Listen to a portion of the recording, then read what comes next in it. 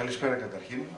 Σας ευχαριστούμε πάρα πολύ για την παρουσία σας και ιδιαίτερως θέλω να κάνω μια επισήμανση και για τους δύο φίλους και αγωνιστές, τον Νίκο Χιλαδάκη και τον Λευτέρη τον Κωνσταντινίδη, που είναι παρόντες αυτή τη στιγμή. Τους ευχαριστούμε δεόντως και ελπίζουμε ότι αυτή η δική τους παρουσία εδώ θα έχει και συνέχεια και πορεία. Γιατί χρειαζόμαστε αυτό το μέτωπο. Φίλες και φίλοι, δεν θα πω πολλά πράγματα για το ΕΠΑΜ, το γνωρίζετε. Είναι ένας πατριωτικός χώρος, αυτός που όλοι μας χρειαζόμαστε αυτή τη στιγμή. Και αυτό σημαίνει ότι είναι η αφετηρία για να προχωρήσουμε στο κύριο και βασικό μας έργο. Και ποιο είναι αυτό? Η απελευθέρωση της πατρίδας μας. Και αυτό δεν γίνεται με όρους ούτε ιδεολογικούς, ούτε κομματικούς. Αυτό γίνεται με όρους καρδιάς πρωτίστως και πατριωτισμού. Σε αυτό το πλαίσιο και ο Γενικός Γραμματέας, αλλά και όλα τα στελέχη και όλα τα μέλη του ΕΠΑΜ δίνουν τον εαυτό τους για αυτόν τον αγώνα και καλούν σε συστράτευση όλους όσους και όσες έχουν αυτή την ιδέα στην καρδιά, αυτή την ιδέα στο νου, για να μετουσιωθεί σε πράξη. Ήρθαμε σήμερα στη Θεσσαλονίκη, μέσα στο πλαίσιο της περιοδείας που κάνουμε, της Κεντρικής και Ανατολικής Μακεδονίας, για να παρουσιάσουμε και στο λαό της Θεσσαλονίκης, ο Γενικός Γραμματέας το κάνει αυτό σε λίγο, τις θέσεις, τις προτάσεις, το πλαίσιο δηλαδή του ΕΠΑΜ για να βγει η χώρα μας από αυτό το βάραθρο, από αυτό το αδιέξοδο, αυτό το μαύρο σκοτάδι στο οποίο μας έχουν ρίξει τόσο οι τοκογλύφοι δανειστές, τα εξωτερικά κέντρα, όσο και τα εγχώρια ενεργούμενά τους.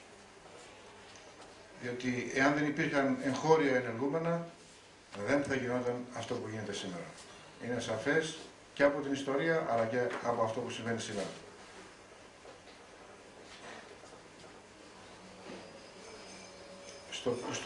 Στην πορεία, ο Γενικός Γραμματέας θα σας αναπτύξει το πλαίσιο, όπως σας είπα, των θέσεων.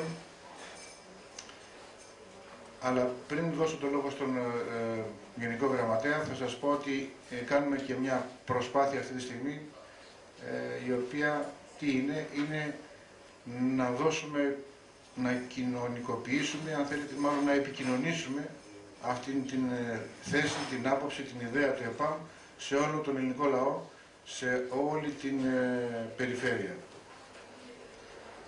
Τα πρώτα μηνύματα, δεν σας κρύβω, τουλάχιστον εγώ, είναι ενθαρρυντικά.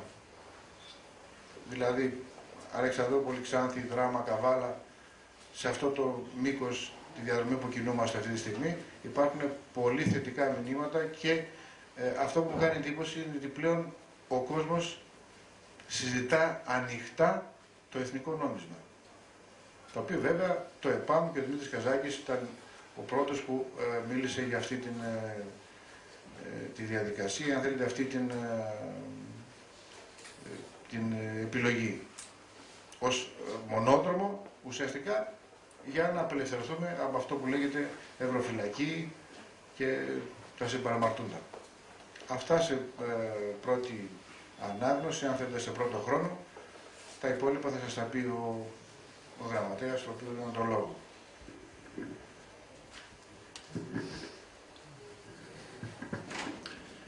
Λοιπόν, σαν ΕΠΑΜ προσπαθήσαμε από την αρχή αυτής της κρίσης, τουλάχιστον όσοι από εμάς ξεκινήσαμε, το ΕΠΑΜ ιδρύθηκε τον Ιούλιο του 2011, μέσα από τις πλατείες και τους αγανακτισμένους της εποχής εκείνης. Βέβαια, από τότε περάσανε πολύ περισσότερο. Ο ιστορικός χρόνος είναι πολύ πιο έντονος από τον πραγματικό χρόνο. Μάθαμε πάρα πολλά, που θα χρειαζόντουσαν δεκαετίες ενδεχομένως για να μάθουμε.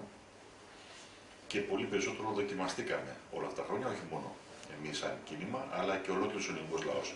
Ο ελληνικός λαός σήμερα έχει φτάσει σε ένα σημείο να κατανοήσει αυτά τα πράγματα που αρνιόταν να κατανοήσει δεκαετίες. Το πρώτο πράγμα που κατανοεί είναι ότι έφτασε τη στιγμή να επιλέξει. Ή θα κρατήσει την πατρίδα του για να διαφεντεύει αυτός ο ίδιος, ή απλούστατα θα το σβήσουν από το χάρτη. Θα το σβήσουν από το χάρτη και οικονομικά και κοινωνικά και εθνικά. Και αυτό ακριβώς προσπαθούμε να δώσουμε, αυτή την απάντηση ή αυτόν τον αγώνα που προσπαθούμε να κάνουμε. Το πρώτο πράγμα που θέλουμε να πούμε είναι το εξής. Η προσπάθεια αυτή τη στιγμή των μνημονιακών κομμάτων ή αυτό το πράγμα που εμφανίζεται σαν μνημονιακή πολιτική, στηρίζεται στην εξής βασική λογική. Εάν είμαστε πιστοί στις μνημονιακές δεσμεύσεις που αναλαμβάνει η χώρα απέναντι στους ξένους δανειστές και τους θεσμούς, όπως λέγεται σήμερα η Τρόικα ή όπως θέλουν να τη λένε, τότε σε κάποια στιγμή θα ανακτήσουμε την κυριαρχία μας, δηλαδή τις αποφάσεις θα παίρνονται από τον ελληνικό λαό και θα βγούμε από αυτό το αδιέξοδο. Βεβαίως, το σενάριο που μας προβάλλουν και η σημερινή κυβέρνηση, αλλά όπως και οι προηγούμενες κυβερνήσεις, είναι το εξής. Λύση για αυτούς είναι να βγούμε από το μνημόνιο και να δανειζόμαστε από τις αγορές. Δηλαδή να επανέλθουμε στην κατάσταση που μας οδήγησε στη χρεοκοπία. Δηλαδή στην κατάσταση που είχαμε τη δεκαετία πριν το μνημόνιο. Γιατί αυτό κάναμε. Δανειζόμασταν για να πληρώνουμε τα δανεικά. Αυτός, για οποιονδήποτε φοιτητή οικονομικής σχολής, γνωρίζει ότι αυτός είναι ο ορισμός της χρεοκοπίας. Ανεξαρτήτως αν σε έχουν κηρύξει σε χρεοκοπία, αν έχουν επιβάλει καθεστώς χρεοκοπίας, οι δανειστές σε βάρος. Αυτό είναι το ένα. Το δεύτερο είναι ότι θα είναι βιώσιμο το χρέος, έτσι μας λένε οι δανειστές, εάν εμείς πετυχαίνουμε πρωτογενή πλεονάσματα στον προπολογισμό και ξεπουλάμε την δημόσια περιουσία της χώρας. Δίνοντας τα λεφτά από το ξεπούλημα στον ειδικό λογαριασμό, τον ειδικό λογαριασμό που έχουν φτιάξει οι δανειστές, που πηγαίνει υπέρ των δανειστών. Σήμερα το πρωί βρεθήκαμε στον ΟΛΘ, δηλαδή στον Οργανισμό Λιμένος Θεσσαλονίκης, όπου προορίζεται και αυτός να ξεπουληθεί προκειμένου τα όποια ωφέλη να πάνε υπερηδιωτών και φυσικά των δανειστών. Πού έχει οδηγήσει αυτή η πολιτική? Από το κακό στο χειρότερο. Αυτή τη στιγμή το μέσο διαθέσιμο εισόδημα του νοικοκυριού, του μέσου νοικοκυριού, είναι μείον 20%. Αυτό είναι πρωτοφανές, δεν έχει ξαναδημιουργηθεί ποτέ τέτοια κατάσταση στη χώρα, σε καμία άλλη ευρωπαϊκή χώρα δεν υπάρχει. Δηλαδή, τι σημαίνει αυτό το μείον 20? Σημαίνει ότι το μέσο νοικοκυριό δεν έχει αρκετό εισόδημα ώστε να καλύψει τις βασικές αναγκαίες καταναλωτικές του δαπάνες και πρέπει με κάποιο τρόπο είτε να συρρικνώσει αυτές τις ανάγκες, οπότε οδηγούμε σε μαζική φτωχοποίηση, είτε να φάει τα αίτημα, ό,τι αυτό σημαίνει από τα αίτημα. Ή, πολύ περισσότερο, να συσσωρεύει χρέη. Χρέη προς την εφορία, χρέη προς τα ασφαλιστικά ταμεία, χρέη παντού. Αυτό δημιουργεί με μαθηματική βεβαιότητα το να γνωρίζουμε ότι θα πάμε το κακό στο χειρότερο. Δεν υπάρχει τρόπος να βγούμε από αυτό το αδιέξοδο. Για να βγούμε από αυτό το αδιέξοδο θα πρέπει να υπάρξει εισόδημα στη μεγάλη πλειοψηφία του λαού, του κόσμου. Για να υπάρξει εισόδημα εκεί, κάποιος πρέπει να το δώσει αυτό το εισόδημα. Ο ιδιωτικός τομέας δεν μπορεί να το δώσει, τον έχουν τσακίσει κυριολεκτικά και κάποιοι τον έχουν ελαττήσει κιόλας, αφήνοντας πίσω δόλια, χρέη κτλ. Άρα πρέπει να το δώσει το κράτος αυτό το εισόδημα. Για να το δώσει το κράτος όμως θα πρέπει να ελέγχει τράπεζες και κυκλοφορία νομίσματος. Για να το κάνει αυτό το πράγμα δεν μπορεί να το κάνει εντός ευρώ. Γιατί άλλος ελέγχει τις τράπεζες, άλλος ελέγχει το νόμισμα.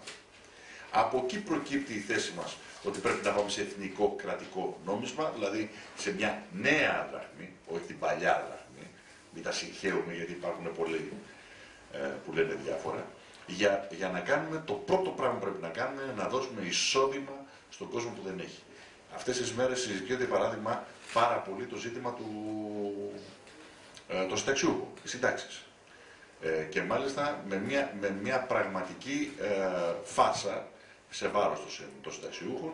Το περίφημο επίδομα που θέλει να περάσει η κυβέρνηση, πέρασε μάλλον η κυβέρνηση, με τη σύμφωνη γνώμη κάποιων κομμάτων της Βουλής, την ίδια ώρα που έχει περικόψει 50% την αλληλεγγύη και επιπλέον προχωράει από 1η Πρώτου του 2017 σε νέα περικοπή μεσοσταθμικά 195 ευρώ ανά σύνταξη. Και την ίδια, και μας λέει θα δώσει στους συνταξιούχους το επίδομα αυτό που έχει ονομάσει βεβαίως κακώς και παραπιστικά 13η σύνταξη. Ο μόνος τρόπος για να έχει ο συνταξιούχος σύνταξη και αύριο και μάλιστα να έχει σύνταξη αυτή που του αρμόζει, δηλαδή αυτή που έχει συμφωνήσει κλείνοντας τη συμφωνία με το ασφαλιστικό του φορέα στην αρχή του εργασιακού του βίου, γιατί υπήρχε μια τέτοια συμφωνία από την αρχή. Και τώρα του λένε δυστυχώς σου φάγα τα λεφτά, δεν πρόκειται να πάρει σύνταξη, ή στην περικόπωτη σύνταξη. Για να μπορέσει να αποκτήσει ξανά σύνταξη υπάρχει μόνο ένας δρόμος. Ο δρόμος που μας οδήγησε στη δημιουργία του συστήματος κοινωνικής ασφάλισης το 1932, δηλαδή ο δρόμος του εθνικού κρατικού νομίσματος και της αποφυγής πληρωμής των χρεών. Έτσι φτιάχτηκε το ΙΚΑ. Όταν ο Βενιζέλος σταμάτησε να πληρώνει τους ξένους στοχογλύφους, τους ξένους δανειστές και στηρίχθηκε στο εθνικό κρατικό νόμισμα. Δεν γινόταν διαφορετικά. Το ίδιο πρέπει να γίνει τώρα. Αλλιώς, στο πρώτο τρίμηνο του 2017, οι συνταξιούχοι θα αντιμετωπίσουν και νέα περικοπή. Πέρα από αυτή που προβλέπεται στον προπολογισμό. Γιατί τα νούμερα μιλάνε από μόνα τους. Δεν υπάρχουν διαθέσιμα αυτή τη στιγμή να πληρωθούν οι συντάξεις του πρώτου τρίμηνου του 2017. Παίζεται παιχνίδι αυτή τη στιγμή σε βάρος των συνταξιούχων. Λοιπόν, από εκεί και πέρα τώρα, για να το κάνουμε αυτό πρέπει να το κάνουμε φεύγοντας από το ευρώ. Να δώσουμε δηλαδή τις συντάξεις που πρέπει να δώσουμε στους συνταξιούχους. Γιατί πρέπει να τις δώσει τις συντάξεις αυτές? Γιατί αυτό το εισόδημα θα πρέπει να πέσει στην αγορά. Θα πρέπει να πέσει στην αγορά για να αρχίσει η άνοδος της αγοράς, του τζίρου. Για να μπορέσουμε λοιπόν, για να μπορέσει να πάει το εισόδημα αυτό που θα δοθεί και πρέπει να δοθεί από το κράτος με το δικό του νόμισμα στο συνταξιούχο και σε αυτόν και στα νοικοκυριά που έχουν άμεση ανάγκη, που βρίσκονται δηλαδή κάτω από το όριο φτώχειας, θα πρέπει να γλιτώσει το νοικοκυριό, ο αγρότης, ο ελευθεροεπαγγελματίας και ο μικρομεσαίος από τα χρέη. Γιατί το να δώσει εισόδημα ενώ υπάρχουν χρέη δεν θα καταφέρεις απολύτως τίποτα. Το μόνο που θα κάνεις είναι το εισόδημα, το πρόσθετο που θα δώσεις, να το απορροφήσουν τα χρέη, τα ίδια μορφωμένα χρέη. Άρα το δεύτερο βήμα που κάνεις είναι η διαγραφή των χρεών. Δηλαδή να γλιτώσουν από τα χρέη, όχι μόνο του δημοσίου, αλλά και του ιδιωτικού τομέα. Και το τρίτο, για να μπορέσουμε να αρχίσουμε να παράγουμε σαν οικονομία, χρειαζόμαστε προστασία. Προστασία στον ατομικό παραγωγό, προστασία στην εγχώρια παραγωγή. Αλλιώς παραγωγή δεν θα δούμε ούτε την επόμενη χιλιετία. Για να μπορέσουμε να ανακάμψει η χώρα, να μπορεί να παράξει θέσεις εργασίας, να μπορεί να ισορροπήσει αυτή η χώρα. Αυτά τα τρία πράγματα. Αυτά λίγος πολύ είναι θέσπατα. Τα συζητάει ολόκληρος ο κόσμος, ακόμη και οι ΗΠΑ θα συζητάνε για τον τρόπο που πρέπει να αντιμετωπίσουν τη δική τους κρίση. Εμείς δεν πρέπει να τα συζητάμε, διότι μας τα απαγορεύουν οι δανειστές. Και ένα πολιτικό προσωπικό, το οποίο πραγματικά είναι το ό,τι χειρότερο έχει υπάρξει σε αυτήν την χώρα. Συμπεριλαμβανομένων και των δοσιλόγων της παλιάς δανειστικής κατοχής. Λοιπόν, κάποτε όμως θα πρέπει να πάρουμε τις αποφάσεις σαν λαός. Απλά πράγματα. Και εμείς ακριβώς αυτό το πράγμα που προσπαθούμε να απαντάμε. Η δική μας δουλειά, η δική μας εκστρατεία, να το πούμε έτσι, είναι να καταλάβει ότι ο ελληνικός λαός στην μεγάλη του πλειοψηφία έχει και τη δύναμη και τη δυνατότητα επιβολής και το να αλλάξει την πορεία αυτής της χώρας και να ξεφύγει από την απόλυτη καταστροφή, ή αν θέλετε τον όλεθρο που βιώνουμε σήμερα και που θα βιώσουμε και το επόμενο χρονικό διάστημα, εάν συνεχίσουμε στην ίδια πορεία. Αυτή είναι η προσπάθειά μας, αυτός είναι ο δρόμος μας και σε αυτόν καλούμε τους πάντες, όλες και όλους, να σε στρατευτούν στον βαθμό που νιώθουν ότι και αυτή είναι η πραγματική ανάγκη. Η ανάγκη δηλαδή να πάρουμε την υπόθεση της πατρίδας μας στα χέρια μας. Ευχαριστώ.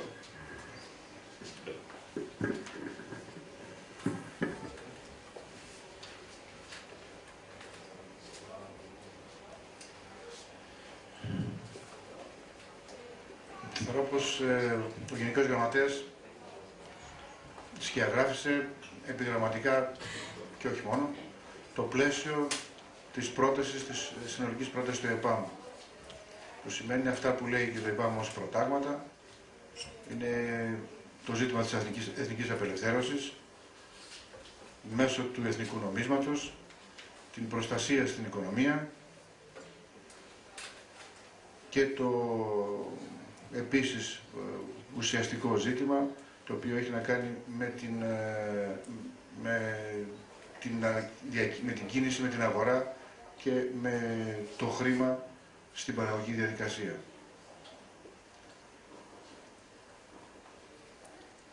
Σε αυτό το πλαίσιο, και βεβαίως μην ξεχνάμε ότι μιλάμε με όρους πατριωτικούς πάντα, έτσι. Δεν υπάρχει ούτε πρόσημο, ούτε σε αυτές τις περιπτώσεις αυτό που ακούτε ίσως από άλλους πολιτικούς χώρους. Μιλάμε για τον έναν και μοναδικό σκοπό, σε αυτόν που όλοι οφείλουμε, άσχετα αν κάποιος στην καρδιά του έχει πρόσημα, ιδεολογικά κλπ. Σε αυτόν τον αγώνα δεν μπορούμε να μιλάμε με ιδεολογικά πρόσημα.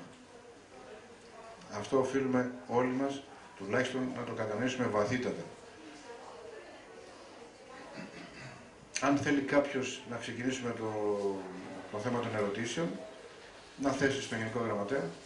Κύριε Χατζάκη, μιλάτε για εθνικό νόμισμα.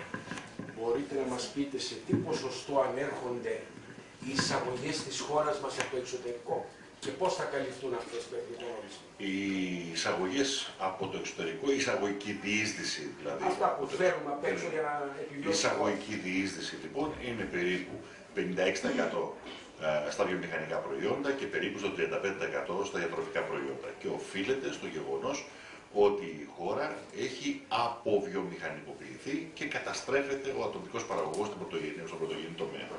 Παρόλα αυτά, αυτό δεν κοιτάμε μόνο αυτό, κοιτάμε και τη δυναμικότητα της οικονομίας. Αν κοιτάξουμε λοιπόν τη δυναμικότητα, την υπάρχουσα δυναμικότητα του αγροτικού τομέα, θα δούμε ότι η διατροφική επάρκεια στη χώρα είναι 95% μεσοσταθμικά.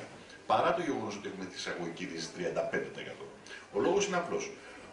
Ο αγρότης παράγει, αλλά δεν πουλάει. Δεν μπορεί να πουλήσει. Μένουν τα προϊόντα του αδιάθετα. Το ίδιο σημαίνει στην βιομηχανική παραγωγή. Έχουμε 56% εισαγωγική διείσδυση και ενδεχομένως να είχαμε και μεγαλύτερα, αλλά 1.600 εργοστάσια και βιοτεχνίες τα οποία αργούν, έχουν κλείσει. Και έχουν κλείσει γιατί δεν υπάρχει κανείς να εφαρμόσει εθνική βιομηχανική πολιτική ή βιοτεχνική πολιτική. Γι' αυτό έχουμε αυτή τη εισαγωγική διείσδυση. Γι' αυτό είπα προηγουμένως και στην εισήγησή μου ότι για να αναπτύξουμε βιοτεχνία, αγροτική παραγωγή και βιομηχανική παραγωγή, οφείλουμε να έχουμε προστασία, καθεστώς προστασίας υπέρ της εγχώριας παραγωγής. Επιστημονικά το λέμε επιλεκτική ανταγωνιστική προστασία. Γιατί επιλεκτική? Γιατί δεν θέλουμε σε όλους τους τομείς αδιάκριτη προστασία, αλλά μόνο σε εκείνους τους τομείς που έχουν στρατηγικό πλεονέκτημα για την ελληνική οικονομία και που θέλουμε να αναπτύξουμε και θέλουμε να βασιστούμε σε αυτούς. Το δεύτερο, ανταγωνιστική. Γιατί ανταγωνιστική? Γιατί δεν μας ενδιαφέρει να προστατεύσουμε κάτω από οποιοδήποτε συνθήκες κόστους την εγχώρια παραγωγή, αλλά θέλουμε να δώσουμε κίνητρα ώστε να βελτιώνεται συνεχώς η εγχώρια παραγωγή. Έτσι, για παράδειγμα, να φέρω ένα παράδειγμα. Για μας προστασία είναι το να πεις ότι κοιτάξτε να δείτε τι παράγω εγώ εδώ, παράγω κλωστοδοτικά προϊόντα. Δεν τα παράγω πλέον, κλείσαν όλες οι βιοτεχνίες και οι βιομηχανίες. Αλλά όσο παράγω εγώ και μάλιστα παράγω με αυτά τα χαρακτηριστικά ποιότητας και προσθέμενης αξίας, δεν θα εισάγεται απολύτως τίποτα. Αν τελειώσει η παραγωγή μου ή δεν έχω παραγωγή σε συγκεκριμένους τομείς, βεβαίως θα εισάγονται, αλλά στο επίπεδο ποιότητας και προσθέμενης αξίας που είναι η δική μου παραγωγή. Για να δίνεις κίνητρο στη βιοτεχνία, στη βιομηχανία, να αναπτύσσει την παραγωγικότητά της και την παραγωγή και να υποκαθιστά τις εισαγωγές σου. Αυτό είναι ανταγωνιστική προστασία. Δηλαδή δεν είναι ένα δασμολογικό τείχος αδιάκριτο για όλους και όλα. Αλλά το βάζεις με δύο τρόπο την προστασία, ώστε να διευκολύνεις και την εσωτερική σου παραγωγή και ταυτόχρονα να τη βοηθήσει να προχωρήσει ακόμη παραπάνω. Χωρίς αυτό δεν μπορεί να προχωρήσει η οικονομία. Δεν μπορεί να υπάρξει οικονομία παραγωγική. Θα είμαστε παρασιτικοί όπως ήμασταν τα τελευταία 20-30 χρόνια, που στηριζόμαστε σε παρασιτικές υπηρεσίες, κατά κύριο λόγο τραπεζικές, εμπορίου και χρηματοπιστωτικές, κυρίως τα ακίνητα, που συνδεόταν με τα κίνητα. Αυτή η οικονομία τελείωσε, χρεοκόπησε, κατέρευσε, έκλεισε το κεφάλαιο. Πρέπει να ανοικοδομήσουμε την οικονομία. Γι' αυτό και εμείς μιλάμε με όρους ανοικοδόμησης. Δεν μιλάμε με όρους ανάκαμψης ή ανάπτυξης. Πάμε για ανοικοδόμηση. Δηλαδή πρέπει να φτιάξουμε το μοντέλο της ελληνικής οικονομίας να αλλάξει, πρέπει να γίνει παραγωγικό. Στις εισαγωγές, για το πώς θα το παίρνουμε, εδώ χωρίζουν σε δύο κατηγορίες εισαγωγές. Οι εισαγωγές είναι οι ανελαστικές και οι ελαστικές. Ανελαστικές είναι αυτές χωρίς τις οποίες δεν τρέχει τίποτα, αν δεν τις έχουμε. Οι ανελαστικές είναι αυτές με τις οποίες τις έχουμε ανάγκη. Δηλαδή, ποιες είναι αυτές που είναι ανάγκη? Φάρμακα, βιομηχανικά είδη ανταλλακτικά και καύσιμα. Αυτές οι ανάγκες ελληνικής οικονομίας αυτή τη στιγμή είναι περίπου στα 13 με 14 δισεκατομμύρια δολάρια ετήσια. Σε συνθήκες ανάκαμψης, αυτό υπολογίζουμε και μάλιστα ταχύρυθμης ανόδου της οικονομίας, όπως αυτό που προσδοκούμε ή που σχεδιάζουμε, αυτό το 13-14 θα γίνει 20 με 22. Γιατί για να στήσει τη βιοτεχνία ξανά πρέπει να φέρει τον εξοπλισμό που έχει πουληθεί στο εξωτερικό ή τα χωματουργικά μηχανήματα που έχουν πουληθεί στο εξωτερικό. Ξανά. Γι' αυτό λέμε, υπολογίζουμε 20 με 22 δισεκατομμύρια. Για να τα πάρουμε αυτά, το χειρότερο σενάριο απ' όλα, για να τα πάρουμε αυτά, είναι να έχουμε συνάλλαγμα για να τα αγοράσουμε. Σωστά? Και πρέπει να το έχουμε συνάλλαγμα την πρώτη μέρα. Λοιπόν, δεν μπορούμε να περιμένουμε πότε θα γίνει ο τουρισμός να μας φέρει και όλα αυτά τα πράγματα, ή πρέπει να λειτουργήσεις με το χειρότερο δυνατό σενάριο. Για να έχουμε λοιπόν το χειρότερο δυνατό σενάριο, πρέπει να δούμε αν η ελληνική οικονομία τώρα, σήμερα, αυτή τη στιγμή, έχει τα διαθέσιμα σε συνάλλαγμα για να το κάνεις αυτό. Έχεις τα διαθέσιμα? Βεβαίως έχεις. Αν κοιτάξετε στους χρηματοπιστωτικούς λογαριασμούς της Τραπέζης Ελλάδος, θα δείτε ότι η Τράπεζα της Ελλάδας διαθέτει αυτή τη στιγμή αποθεματικό συστημικών τραπεζών σε νόμισμα καταθέσει 32 δισεκατομμύρια το δεύτερο τρίμηνο του 2016, 32 δισεκατομμύρια σε ευρώ. Τι είναι αυτά? Είναι χαρτονομίσματα. Είναι χαρτονομίσματα τα οποία τα φυλάνε, τα φυλάνε αυτά, τα φυλάνε για τις συστημικές τράπεζες, για να μπορούν οι συστημικές τράπεζες σε περίπτωση bank run ή σε κατάσταση τέτοιου να διαθέσουν τα χρήματα αυτά για να υποστηρίξουν τις δραστηριότητες τους. 32 δισεκατομμύρια. Ήταν 54. Έχουν πέσει στα 32. Λοιπόν, δεν είναι μόνο αυτό όμως. Οι συστημικές τράπεζες έχουν μετατρέψει τις ανακεφαλοποιήσεις των 60 δισεκατομμυρίων σε μετατρέψιμα ομόλογα ξένων κρατών. Κυρίως Βρετανίας και Λουξεμβούργου. Οι μετατρέψιμοι, δηλαδή κρατικά ομόλογα είναι 56 δισεκατομμύρια. Αυτό δεν είναι τυχαίο το νούμερο, γιατί είναι 60 δισεκατομμύρια που τους έχουμε κάνει ανακεφαλοποιήσεις. Εμείς, ο Έλληνας φορολογούμενος, το ελληνικό κράτος, τα τελευταία 3 ανακεφαλοποιήσεις. Αυτά λοιπόν τα 56 είναι μετατρέψιμοι τίτλοι. Τι σημαίνει? Σημαίνει ότι ανά πάσα στιγμή τα εκποιείς και παίρνεις το. Γιατί όμως πήραν οι τραπεζίτες Λουξεμβούργου και Βρετανίας? Γιατί αν δείτε τις τιμές στη δευτερογενή αγορά των τίτλων, θα δείτε ότι αυτά τα ομόλογα είναι πολύ υψηλή μεταπολιτική αξία. Δηλαδή είναι τοποθετήσεις ασφαλείας για τους τραπεζίτες. Αυτό μας διευκολύνει αυτό. Και μετά το Brexit της Αγγλίας. Βεβαίως. Ναι. Είναι μεγάλη, το κράτος, γιατί έχει τα χαμηλότερα CDS το βρετανικό κράτος. Γιατί κανένας δεν θεωρεί ότι θα μπορεί να χρεοκοπήσει το βρετανικό κράτος. Καμία αγορά σε όλο και τον κόσμο. Μάλιστα έχει καλύτερα CDS, δηλαδή ασφάλιστρα κινδύνου, από τις ΗΠΑ. Γιατί αυτό? Γιατί έχει την κοινοπολιτεία.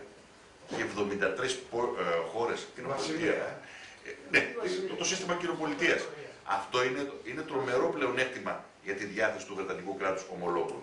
Γι' αυτό θεωρούνται ασφάλειας. Είναι, πώς να το πούμε, κρατικά ομόλογα ασφαλείας. Το ίδιο είναι και του Λουξεμβούργου. Γιατί? Το Λουξεμβούργο έχει τις έδρες της Ευρωπαϊκής Ένωσης. Έχει τους βασικούς μηχανισμούς που εδράζονται εκεί. Ο Ευρωπαϊκός Μηχανισμός Σταθερότητας είναι εκεί. Το EFSF είναι εκεί. Λοιπόν, όλα αυτά εικάζουν οι αγορές ότι με βάση αυτά δεν μπορούν να αφήσουν ποτέ το Λουξεμβούργο να χρεοκοπήσει. Οπότε έχει πολύ υψηλή απόδοση το ομόλογο. 56 λοιπόν και 32 μας κάνουν 88 δισεκατομμύρια διαθέσιμα σε ευρώ. Λοιπόν, αυτά μας δίνουν τη δυνατότητα 3 έως 4 χρόνια, ακόμη και αν υποθέσουμε ότι ένα καράβι δεν είναι στα δικά μας λιμάνια, που δίνει λεφτά, έτσι, που αφήνει λεφτά. Ούτε ένα αεροπλάνο δεν περνάει από τον ελληνικό εναέριο χώρο. Ούτε μια νταλίκα TIA περνάει από το δικό μας έδαφος, όπου και αυτή πληρώνει καθώς περνάει. Να μην πάρουμε τίποτα δηλαδή για 3 χρόνια, έχουμε τα συναλλαγματικά διαθέσιμα. Το χειρότερο δυνατό σενάριο, δηλαδή να ισχύσει, έχουμε τα συναλλαγματικά διαθέσιμα. Αυτά είναι εύκολο να μπει κάποιο στα στατιστικά στοιχεία της Τραπέζης Ελλάδος, είναι επίσημα, δημοσιευμένα, δημοσιεύονται ένα τρίμηνο και τα τσεκάρει. Δεν είναι κάτι το οποίο είναι κρυφό. Δεν λέμε τι ξέρουμε εμείς από την αγορά. Δηλαδή, τι λέει η αγορά ότι έχει στο υπόγειο η Τράπεζα της Ελλάδας, στο υπόγειο του Πανεπιστημίου, είναι άλλο πράγμα. Έτσι, εμείς στηριζόμαστε το τι λέει το επίσημα, τι λέει τα επίσημα στοιχεία. Ακόμη και αν το Λουξεμβούργο δεχθεί σφαλιάρα, η Ευρωπαϊκή Ένωση, εφόσον η Ελλάδα αποχωρήσει από το ευρώ. Ναι, το ευρώ θα δεχτεί. Το ευρώ θα δεχτεί. Αλλά οι τίτλοι του Λουξεμβούργου. Οι τίτλοι του Λουξεμβούργου δεν θα πάθουν τίποτα, ή ακόμη και αν πάθουν, αυτή τη στιγμή είναι στο 120 της μεταπολιτικής αξίας. Δηλαδή, αγοράζεις ένα έγγραφο ομόλογο του Λουξεμβούργου με 100 ευρώ και στη δευτερογενή αγορά μπορείς να το πουλήσεις για 120 ευρώ. Ακόμη και αν γίνει η σφαλιάρα αυτή, εντάξει, θα πάει στα 80. Πάλι είναι ψηλά. Δηλαδή, η μεταπολιτική αξία είναι πάρα πολύ ψηλά. Δηλαδή, δεν θα χάσουμε σημαντικά από αυτή την ιστορία. Πες κάτι για τους πρέους και για τους μισθοδακαίους. Κάτσε μισό λεπτό, ένα-ένα. Θα το βάλουμε σε κάτι. Παίρνουμε την απόφαση να αλλάξουμε το νόμισμα. Σιγά-σιγά, ένα. Ναι, συγγνώμη. Παίρνουμε την απόφαση να αλλάξουμε το νόμισμα. Αυτή η μεταβατική περίοδος πώς θα γίνει δηλαδή? Είναι εύκολο να μεταφερθούμε σε καινούριο εθνικό νόμισμα? Ναι, τεχνικά δεν είναι εύκολο, πολιτικά είναι εύκολο. Τεχνικά δεν είναι εύκολο. Τεχνικά δεν είναι εύκολο. Αυτό πώς θα το αντιμετωπίσουμε? Λοιπόν, όταν λέμε τεχνικά, σημαίνει ότι θα πρέπει το τεχνικό κομμάτι. Ποιο είναι το τεχνικό κομμάτι? Είναι ότι ο χωραγός θα πρέπει να μπει σε λειτουργία για να σου βγάλει το νόμισμα. Αυτό θέλει περίπου 6 μήνες με 8 μήνες. Από πού συνάγεται αυτό? Από το γεγονός ότι αν δώσουμε παραγγελία στο εξωτερικό και μας φέρουν έτοιμα τα τραπεζογραμμάτια, γιατί και αυτό μπορεί να γίνει. Να δώσουμε στην Τελαρούα και σε 3-4 μεγάλες πολυεθνικές που φτιάχνουν χρήμα για τα κράτη, αυτοί μπορούν να σου παραδώσουν σε 6 μήνες το τραπεζογραμμάτιο. Γιατί θέλει τόσο χρόνο? Γιατί πρέπει να επιλεγεί το κατάλληλο χαρτί, που δεν είναι χαρτί, είναι ένα ειδικό που τυπώνεται το τραπεζογραμμάτιο.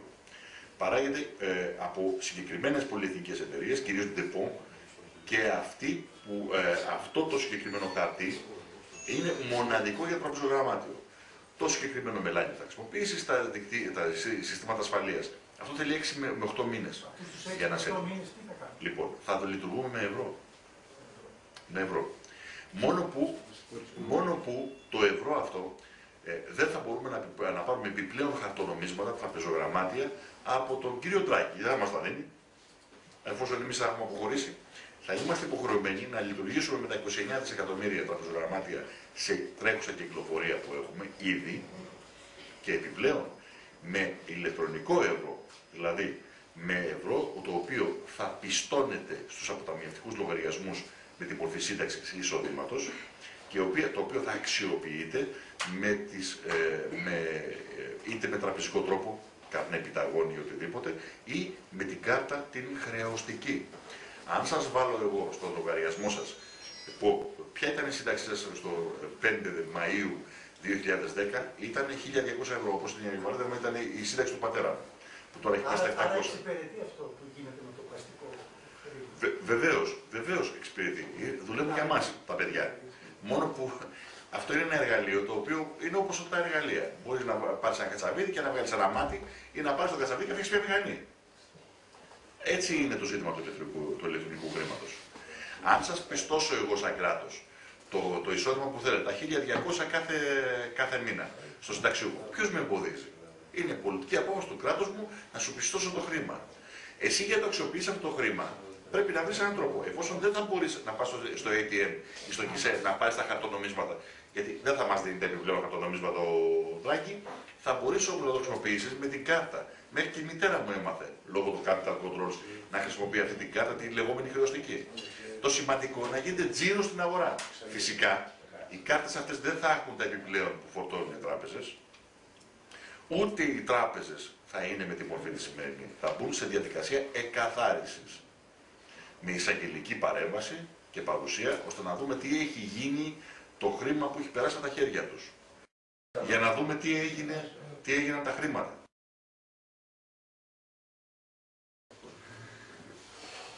Δηλαδή, συγγνώμη, ο Σόιμπλε που έλεγε από το 2011 να φύγουμε από το ευρώ είχε δίκιο. Ο Σόιμπλε δεν ήθελε να μην φύγουμε από το ευρώ. Ήθελε να στείλει την Ελλάδα για γρανάπαυση. Είναι άλλο πράγμα αυτό. Δηλαδή, ειδικό καθεστώς εντός Ευρωπαϊκής Ένωσης. Να μας βάλουν ένα ειδικό νόμισμα δεύτερης συναλλαγής ή παράλληλο σύστημα πληρωμών μέσα στην Ελλάδα, όπου για παράδειγμα οι συντάξεις ή και οι μισθοί να πληρώνονται σε αυτό το δεύτερο νόμισμα, το οποίο θα διαμορφώνεται σε ημερήσια βάση με βάση την ισοτιμία του με το ευρώ, το οποίο θα εξακολουθεί όμως να λειτουργεί μέσα στην ελληνική οικονομία. Γιατί θα έχουμε τα χρέη μας σε ευρώ, είτε ιδιωτικά είτε δημόσια. Οπότε όταν θα πάει ο συνταξιούχος, παράδειγμα, χαρακτηριστικό παράδειγμα, γιατί αυτός είναι ο πρώτος που θα την πάθει, είναι το πιο αδύναμος. Ο πιο αδύναμος με την έννοια και ο δημοσίος υπάλληλος. Όταν θα πάει να πάρει το μισθό του και θα το πει το κράτος δεν έχω, πάρει το μισθό εν μέρη σε ευρώ και εν μέρη σε κάποιο άλλο νόμισμα, μπορεί να το πούνε δραχμή, IOU το λέει ο κ. Βαρουφάκης. Λοιπόν, από εκεί λοιπόν που θα λειτουργήσει, από τη στιγμή που θα πάει, ο συνταξιούχος θα ανακαλύψει την αξία αυτού του δεύτερου νομίσματος όταν θα πάει στο σούπερ μάρκετ. Το σούπερ μάρκετ θα το δέχεται, και θα το δέχεται σε πολύ χαμηλή αξία, γιατί το σούπερ μάρκετ ή ο μανάβης ή ο μαγαζάτορας θα πληρώνει τους προμηθευτές του σε σκληρό ευρώ. Το κόστος χρήματος θα μεταφερθεί, η μαύρη αγορά νομίσματος θα γίνει καταστροφή. Εγώ που είμαι ένθερμος του εθνικού κρατικού νομίσματος και είμαι ο πρώτος που το υποστήριξα, εάν μου πει κάποιος τι έχεις να διαλέξει, ευρώ ή διπλό, παράλληλο ή εναλλακτικό νόμισμα. Ευρώ. Με το ευρώ. Εδώ θέλει καθαρές λύσεις. Είσαι με το ευρώ που δεν μπορείς να βγεις πουθενά ή με εθνικό κρατικό νόμισμα. Μεσοβέζικη λύση είναι σαν να ξαναγυρίσουμε στην ναζιστική κατοχή με τα ράλικα και τον κατζαμάνικα λεφτά. Με τις νέες καταθέσεις, συγχωρείτε κιόλας. Πώς? Με τις νέες καταθέσεις, π.χ. στέλνει όλος από το εξωτερικό χρήματα σε ευρώ. Θα τα βγάλει σε ευρώ ή θα τα βγάλει στο καινούριο νόμισμα? Οτιδήποτε. Όχι. Θα γίνει ό,τι γινόταν με την παλιά δραχμή. Από τη στιγμή που θα παραλαμβάνει η τράπεζα το ξένο νόμισμα, η άντληση αυτό θα γίνεται με την ισοτιμία, με την τρέχουσα ισοτιμία στο εθνικό κρατικό νόμισμα. Όπως γινόταν παλιά. Αυτό δεν θα απορροφήσει. Εκτός εάν έχεις ειδικό λογαριασμό σε συνάλλαγμα. Βεβαίως. Αλλά το συνάλλαγμα αυτό δεν θα μπορεί να χρησιμοποιηθεί εντός της ελληνικής οικονομίας. Και με τα capital control δεν μπορείς να το βγάλεις έξω, οπότε. Μα δεν είναι έτσι. Δεν μπορεί να το βγάλει έξω μόνο ο τρέχον καταθέτης. Οι πολυεθνικές τα βγάζουν. Γι' αυτό και κλείνουν οι εγχώριες επιχειρήσεις, ακόμη και οι μεγάλες. Ενώ οι πολυεθνικές βγάζουν. Βεβαίως. Γιατί δεν λειτουργούν με βάση τις δικές μας τράπεζες. Λειτουργούν με τις ξένες τράπεζες. Δηλαδή με τις μητρικές, να το πούμε. Να πω και κάτι ακόμα. Δεν πληρώνουν ΦΠΑ, δεν πληρώνουν τίποτα. Ούτε φόρους. Φόρους ναι, ΦΠΑ πληρώνουν, αλλά φόρους δεν πληρώνουν. Φόρους δεν πληρώνουν. Τι γίνεται αυτό? Πώς, συγγνώμη, δεν σας άκουσα. Αν πούμε ότι πάμε σε αυτό τη νέα δραχμή, ας πούμε. Ναι.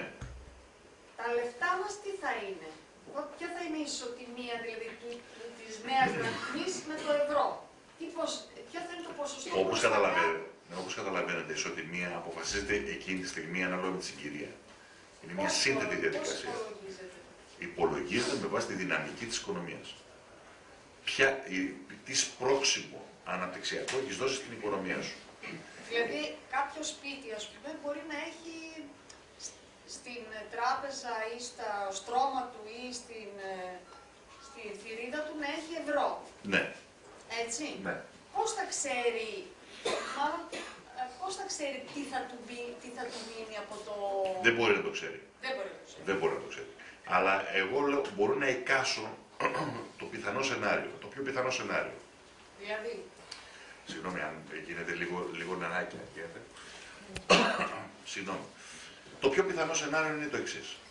Από τη στιγμή που η Ελλάδα θα αποφασίσει να φύγει ή να ανακοινώσει την έξοδό της από το ευρώ, θα μεσολαβήσουν 6 με 8 μήνες μέχρι το νέο εθνικό νόμισμα. Το είπατε, ναι. Σε αυτούς τους 6 με 8 μήνες το ευρώ πόσο θα πέσει σε σχέση με το δολάριο.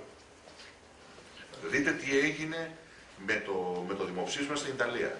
Μέσα σε μια μέρα το ευρώ, με το που ανακοινώθηκε το αποτέλεσμα του Ιταλικού δημοψηφίσματος, έχασε 40% έναντι του δολαρίου.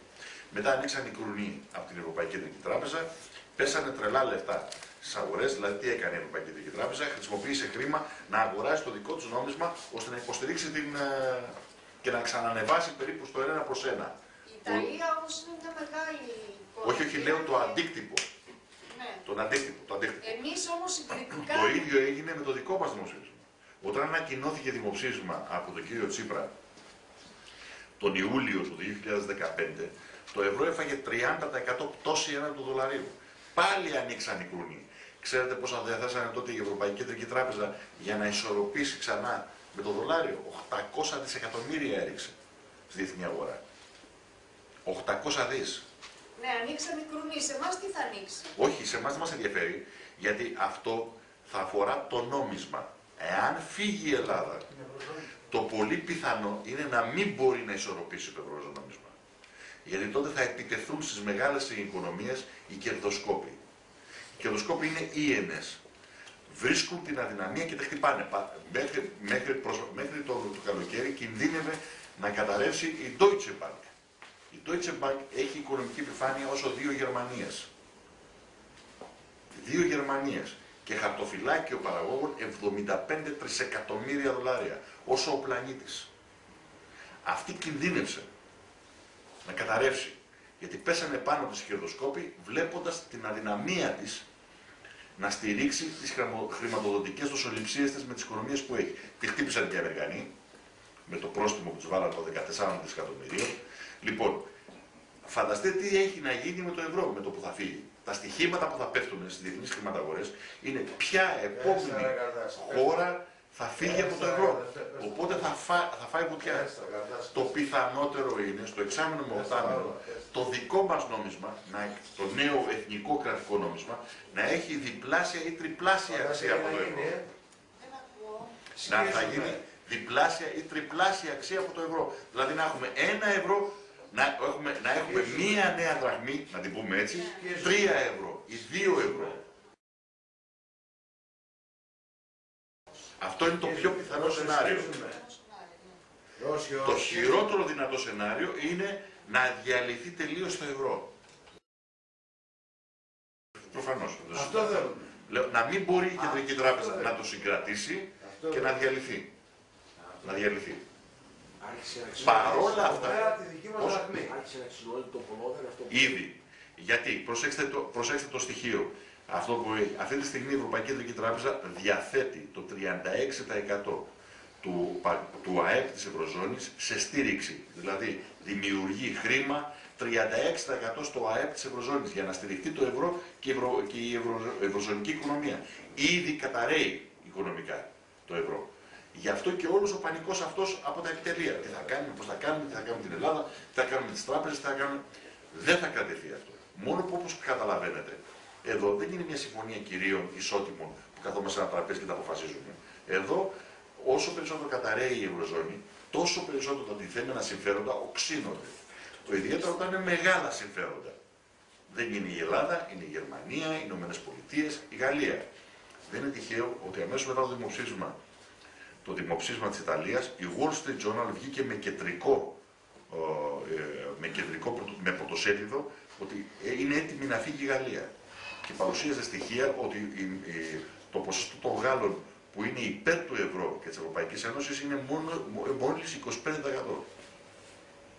Που σημαίνει, γιατί και η γαλλική οικονομία έχει υποστεί μεγάλα τραύματα λόγω της δυστοκίας της Ευρωζώνης. Καλά, δεν έχει καμιά σχέση με τη δική μας κατάσταση, αλλά γι' αυτό υπάρχει σαν την ιστορία. Φανταστείτε λοιπόν να φύγει η Ελλάδα.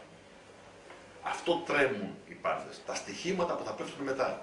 Και καμιά Γερμανία, καμία Ολλανδία, καμία Γαλλία, καμία Ευρωπαϊκή Κεντρική Τράπεζα δεν θα μπορεί να στηρίξει αυτό το οικοδόμημα. Αλλά λέω ακόμη και να το στηρίξουν. Πώς? Αυτό δεν το υποστήριζε και ο Τσίπρας αρχικά. Όχι, ο Τσίπρας έλεγε να μείνουμε εκεί μέσα και να διαπραγματευτούν. Αυτό είναι. μέσα του, στην Ευρωπαϊκή Ένωση. Στην ΟΝΕ, όχι από την, να φύγουμε από την ΕΟΠ. Αυτό δεν έλεγε. Να μην Έλεγε... να φύγουμε από την νομισματική όχι, ένωση. ποτέ δεν είπε να φύγουμε από την νομισματική ένωση. Ποτέ. Ποτέ. Είπε μόνο σε κάποιες φάσεις ότι το νόμισμα δεν είναι ταμπού. Αλλά δεν μας εξήγησε τι εννοούσε.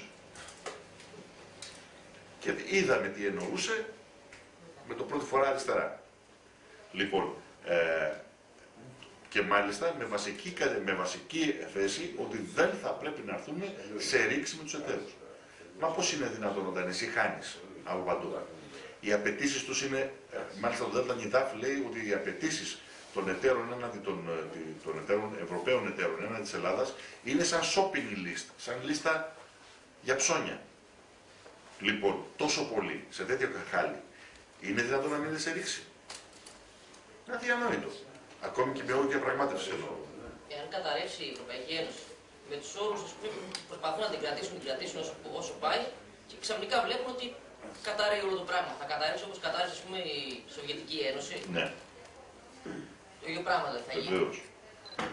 Γι' αυτό και η θεωρία που λέει ας περιμένουμε μέχρι να καταρρεύσει η Ευρωπαϊκή Ένωση. Δηλαδή, εμείς θα γίνουμε γεωργία κατά κάποιο τρόπο. Τι γεωργία? Να είμαστε το Ουσμπεκιστάν και να προσευχόμαστε. Δηλαδή θα μας ισοπεδώσουν. Δεν υπάρχει περίπτωση εμείς να γλιτώσουμε το θέμα. Ο μόνος τρόπος για να γλιτώσεις είναι ο λαός να πατήσει πόδι. Δεν υπάρχει περίπτωση άλλη. Δηλαδή, Και να εφαρμόσει πολιτικές ανοικοδόμησης. Θα καταρρεύσει πάνω μας. Βέβαια, εμείς είμαστε και στο υπόγειο κιόλας. Ναι. Αυτό στο ρετυρέ μπορεί να υπάρχει μια πιθανότητα να γλιτώσει. Εμείς στην υπόγαμε δεν. Λοιπόν, γι' αυτό και η θεωρία που λέει ότι εντάξει, δεν τη βλέπουμε, καταραίει. Ωραία, να περιμένουμε να δούμε πώς θα καταρρεύσει. Δεν γίνεται, δεν είναι σωστή. Υπάρχει δηλαδή παράδειγμα παγκόσμιας αυτοκρατορίας κατά κάποιο τρόπο μιας μεγάλης υπερδύναμης που έχει καταρρεύσει? Όπως ήταν η Ρωσία, ας πούμε. Πρόσφατο, γιατί αν μιλήσει με οποιοδήποτε, σου λέει είναι πολύ μεγάλη για να too big to fail, ας πούμε. Ναι, οι νομισματικές ενώσεις πάντα, από τότε που επινοήθηκαν, περίπου τον 19ο αιώνα, όλες κατέρευσαν με τον χειρότερο δυνατό τρόπο. Η πρώτη νομισματική κατέρευση, στην οποία συμμετείχαμε κι εμείς και κατέρευσε πάνω μας, ήταν η λατινική. Και κατέρευσε με τον χειρότερο δυνατό τρόπο. Μας βάλανε και κάναμε πόλεμο. Για να μας βάλουν μετά το διεθνή οικονομικό έλεγχο. Λοιπόν, μια άλλη νομισματική ένωση ήταν η Γερμανική νομισματική ένωση, η Zollverein. Τι έγινε μετά? Όταν κατέρευσε αυτή το 1873, οι Πρώσιοι ανέλαβαν με το στρατό τους και ισοπαίδωσαν ολόκληρα τα γερμανικά κράτη προκειμένου να διαμορφώσουν μια νέα γερμανική οικονομία. Σφάχτηκε κόσμος, δεν είναι αστεία. Οπότε όταν βλέπουν ότι πάει να καταρρεύσει το πράγμα, δημιουργούν και ένα πόλεμο για να σε ξαναέχουν στο χέρι τους. Ναι, γι' αυτό και εμείς λέμε ότι αν τα αφήσουμε έτσι και πάει, φυσικά θα καταρρεύσει αυτό το οικοδόμημα. Φυσικά θα καταρρεύσει, αλλά καταρρέει με τους χειρότερους δυνατούς όρους. Με ενδεχομένως και πολεμικές σειράξεις μέσα ακριβώς στην καρδιά της Ευρώπης. Αποσύνθεσης πόλεμου. Δεν είμαστε σε μια φάση ανόδου, κοινωνικής ανόδου στην Ευρώπη, ώστε και οι πόλεμοι να είναι, να το πούμε έτσι, να λύνουν προβλήματα ανόδου. Όχι. Βρισκόμαστε στη διαδικασία αποσύνθεσης. Άρα οι πόλεμοι θα είναι πόλεμοι αποσύνθεσης. Γι' αυτό και θα είναι πολύ χειρότεροι από αυτούς που γνωρίσαμε. Κύριε Χατζάκη, για το πρωτογενή τομέα, πιστεύετε ότι οι ποσοστώσεις εγκλώβησαν αυτό το πρωτογενή τομέα της χώρας μας? Όχι, το πρώτο και κύριο πράγμα που, όχι μόνο οι ποσοστώσεις, ολόκληρη η φιλοσοφία της διπλωματικής πολιτικής προς το πρωτογενή τομέα ήταν καταστροφή για τον πρωτογενή τομέα. Δηλαδή, όχι μόνο το ότι είχαμε τις ποσοστώσεις, όχι μόνο το ότι μας περιόριζαν ή μας καθόριζαν τι θα έπρεπε να κάνουμε, αλλά δίνανε και επίδομα με στόχο να μετατρέψουν τον αγρότη σε έναν άνθρωπο που δεν ενδιαφέρεται ούτε για τη γη ούτε για το προϊόν του. Η επιδότηση δεν δινόταν επί της παραγωγής, δινόταν πάντα επί του στρέμματος. Και με δική τους επιλογή και με δική τους γνώση επέτρεπαν στους αγρότες ή αν θέλετε στα κυκλώματα που υπήρχαν να δηλώνουν όσα στρέμματα θέλουν. Αυτή τη στιγμή, εάν πάρετε τα επίσημα στοιχεία για τη στρεμματική καλλιέργεια της ελιάς στην Κρήτη, φτάνουν όσο η Κρήτη μέχρι την Πελοπόννησο και πάνω. Τα ξέραμε αυτά, δηλαδή δεν είναι κάτι που λέει, αφού το ξέρω εγώ, δηλαδή ξέρω τα στοιχεία. Αν βάλω τα στρέμματα που έχουν δηλώσει για ελιές στην Κρήτη, είναι πολύ απλό, είναι 4 φορές η Κρήτη. Οπότε είναι αδύνατο. Γιατί όμως το κάνανε αυτό? Για να μάθουν τον αγρότη να μην ενδιαφερθεί, να μην ενδιαφέρεται. Ούτε για τη γη, ούτε για το προϊόν. Έτοιμα λεφτά. Έτοιμα λεφτά, πάρει την επιδότηση και πήγε να άρεξει στο καφενείο. Και όταν θα έρθει η στιγμή, τώρα ήρθε η στιγμή, θα μου καταθέσει στη γη. Αυτή τη στιγμή ήρθε. Και τώρα τι κάνουμε. Περάσανε τα δάνεια, τα αγροτικά δάνεια, στις εμπορικές τράπεζες, κυρίως στην Πειραιώς. Τον αγρότη τον αναγκάζουν, αν θέλει καλλιεργικό δάνειο, να μπαίνει στη λεγόμενη συμβολαιακή γεωργία, η οποία εφαρμόζεται εδώ και χρόνια στην Ινδία και σε άλλες χώρες και έχουν οδηγήσει σε αυτοκτονία τον αγροτικό πληθυσμό. Και επίσης, τι τους κάνουνε. Θα δημεύσουν τη γη, γιατί εκτός όλων των άλλων τα καλλιεργητικά και όλα αυτά τα δάνεια, γιατί οι αγρότες τώρα δεν παίρνουν καλλιεργητικά, γιατί τι να καλλιεργήσουν, αφού δεν έχει και προοπτική, τι τους κάνουνε. Μέσω της εφορίας θα βάλουν χέρι στην αγροτική γη. Γιατί με τον καινούργιο προϋπολογισμό θα φορολογείται ακόμη και η βασική επιδότηση του αγρότη. Την οποία την περιμένουν πώς και πώς οι άνθρωποι να λύσουν ορισμένα βασικά ζητήματα. Λοιπόν, με αυτόν τον τρόπο θα βάλουν χέρι και στην αγροτική γη. Όλο το στήσιμο λοιπόν από την εποχή των πρώτων χωματερών, δεκαετία του 80, μεσογειακά ολοκληρωμένα προγράμματα μέχρι τώρα, ήταν να χάσει την επαφή ο αγρότης με τη γη. Να διαφορήσει. Να παραστικοποιηθεί ο ίδιος, η αντίληψή του, η νοοτροπία του και όλα αυτά, ώστε όταν έρθει η κατάλληλη στιγμή να του πάρουν και τη γη. Για να μην παρεξηγηθώ, επιδόμα στον αγρότη χρειάζεται επιδοματική πολιτική, χρειάζεται στην αγροτική οικονομία. Στην παραγωγή και στην ποιότητα του προϊόντος. Για να υπάρχει κίνητρο και να πάει μπροστά. Βεβαίως, ακριβώς. Να ρωτήσω κάτι. Αληθεύει ότι κάποιες από τις καταναλωτικές χώρες εξάγει κυπευτικά καθίσματα, εμείς έχουμε τέτοια προϊόντα και δεν μπορούμε να τα βγάλουμε? Ναι. Κάπου το διάβασα αυτό και λέω ότι είναι δυνατό με τόσο κρύο να έχουμε τέτοιες υποδομές. Υπάρχει το εξής παράδειγμα, το οποίο είναι εκοφαντικό παράδειγμα. Λοιπόν, είναι η Νορβηγία αυτή η χώρα. Η Νορβηγία λοιπόν ανακάλυψε πριν μερικές δεκαετίες ότι ο βόρειος πληθυσμός της και κυρίως οι γηγενείς του Αρκτικού έχουν προβλήματα, σοβαρά προβλήματα καρκίνου. Πολύ μεγάλα. Οι έρευνες έδειξαν ότι αυτό σχετίζεται με τη διατροφή τους. Σιγά τα ΟΑ, δηλαδή είναι προφανές ότι τα περισσότερα από αυτά είναι όντως. Σχετίζεται με τη διατροφή. Έχει να κάνει δηλαδή με το διατροφικό μοντέλο των πληθυσμών. Τι ανακάλυψαν λοιπόν οι Νορβηγοί? Είπαν ότι για να μπορέσω να αντιμετωπίσω και να βελτιώσω την υγεία αυτού του κομματιού του πληθυσμού μου, επειδή δεν έχω ήλιο για να μου κάνει τη φυσική ανοσία που θα έπρεπε να έχουμε καθώς ζούμε κάτω από τον ήλιο, πρέπει να του αλλάξω το διαιτολόγιο, το διαιτητικό πρότυπο και να του βάλω μέσα φυσικά και ψευδικά. Και σκέφτηκαν και το πιο φυσικό είναι τα κυπευτικά. Τα αγκουράκια, ντοματούλες, Λοιπόν, εισήγαγαν αυτά τα πράγματα και όντως μετά από μια 20ετία τα αποτελέσματα ήταν εντυπωσιακά. Πέσανε ραγδαία τα κρούσματα καρκίνου σε αυτούς τους πληθυσμούς. Σε κάποια στιγμή όμως οι Νορβηγοί είπαν το εξής. Γιατί εγώ να εξαρτώμαι από το Μεσογειακό Νότο για αυτά τα πράγματα? Βλέπε Ελλάδα δηλαδή. Ναι, όχι μόνο από όλο το Μεσογειακό Νότο. Να εξαρτώμαι και να εξαρτώ την υγεία του πληθυσμού μου από αυτή την ιστορία. Και άρχισαν να καλλιεργούν οι ίδιοι αγκουράκια, τέτοια πράγματα, σε συνθήκες όπου 8 μήνες είναι κάτω τον πάγο αυτή η χώρα. Έτσι, υπάρχουν τεχνικές υψηλού κόστους όμως, έτσι, γιατί άλλο πράγμα ο ήλιος και τα εδάφη της Ελλάδας και άλλο εκεί πάνω. Το αποτέλεσμα είναι τώρα, τον τελευταίο χρόνο, που πέφτει ραγδαία η τιμή του πετρελαίου και δημιουργεί προβλήματα σε εξαγωγές της Νορβηγίας, γιατί εξάγει και πετρέλαιο. Έτσι, πώς καλύπτεται το έλλειμμα αυτό που παρουσιάζεται? Με εξαγωγή κυπευτικών από την Νορβηγία, τα οποία τα εξάγουν κυρίως στη Ρωσία. Που εμείς βεβαίως δεν εξάγουμε, διότι πολύ απλά είμαστε υποκαθεστώς κυρώσεων εναντίον της Ρωσίας. Ενώ η Ελλάδα δεν έχει δυνατότητα να δώσει προϊόντα σε όλη την Ευρώπη. Η Κρήτη μόνη της και η Δυτική Πελοπόννησος από μόνη της μπορεί να γεμίσει 4 φορές την Ευρώπη. Αν αφήσουμε τους αγρότες να δουλέψουν. Δεν το συζητώ. Εγώ λέω ολόκληρη την Ευρώπη. Μπορούμε να την καλύψουμε. Την καλύπταμε άλλωστε. Μέχρι που ήρθαν τα μεσογειακά ολοκληρωμένα προγράμματα. Εκείνος ο αγρότης με τα 20 στρέμματα ο καθένας, το μικρό πλήρο, χωρίς σοβαρή επιστημονική υποστήριξη, δηλαδή το κράτος να έχει πολιτική στήριξη κτλ. Αυτός ο αγρότης μας έδινε υπερπληρότητα στα ισοζύγια. Και μετά ήρθαν οι ευρωπαϊκές πολιτικές, τσάκισαν όλα. Θα κάνω μια ερώτηση, όμως πρέπει να κάνω υποθέσεις, γιατί χωρίς υποθέσεις αυτή η ερώτηση δεν γίνεται εύκολα. Υπόθεση πρώτη, θεωρώ ότι το οικονομικό σας μοντέλο, θεωρώ ότι αυτά που προτείνατε είναι 100% πετυχημένα και ότι αν αποκτήσουμε την εθνική μας κυριαρχία, προχωράμε και επειδή θα έχει μιμηθεί και ο ελληνικός λαός, θα σηκώσει τα μανί και θα δουλέψει και θα τα καταφέρει και μετά από λίγο θα έχουμε ευημερία. Θεωρώ ότι αυτό είναι υπόθεση η οποία είναι πραγματική. Πριν την πραγματική υπόθεση όμως, έχουμε να δούμε κάποια πράγματα που είναι πάρα πολύ σοβαρά. Φοβερά σοβαρά κατά τη γνώμη μου. Μόνο σας είπατε ότι αυτοί είναι ίενες. Και αυτές οι ίενες έχουν δύο όπλα στα χέρια τους. Το ένα όπλο είναι η υλική δύναμη, που είναι οι πολεμικές δυναμικές, και το άλλο όπλο είναι η άλλη δύναμη, που είναι η δύναμη των χρημάτων, των αγορών και όλα αυτά. Είπατε μόνο σας ότι το Deutsche Bank είχε πρόβλημα όταν τη βάλα στο μάτι του χρόνου. Εμείς όταν θα λέμε ότι πήραμε την εξαρτησία μας και βγήκαμε και το κάναμε το καλό για το λαό μας, όλοι οι άλλοι γείτονές μας και εταίροι μας θα λένε ότι αυτοί μας πούλησαν, μας πρόδωσαν, τους στηρίζαμε τόσα χρόνια και αυτοί σηκώνουν μπαϊράκι τώρα. Άρα κάψε τους και στη φωτιά.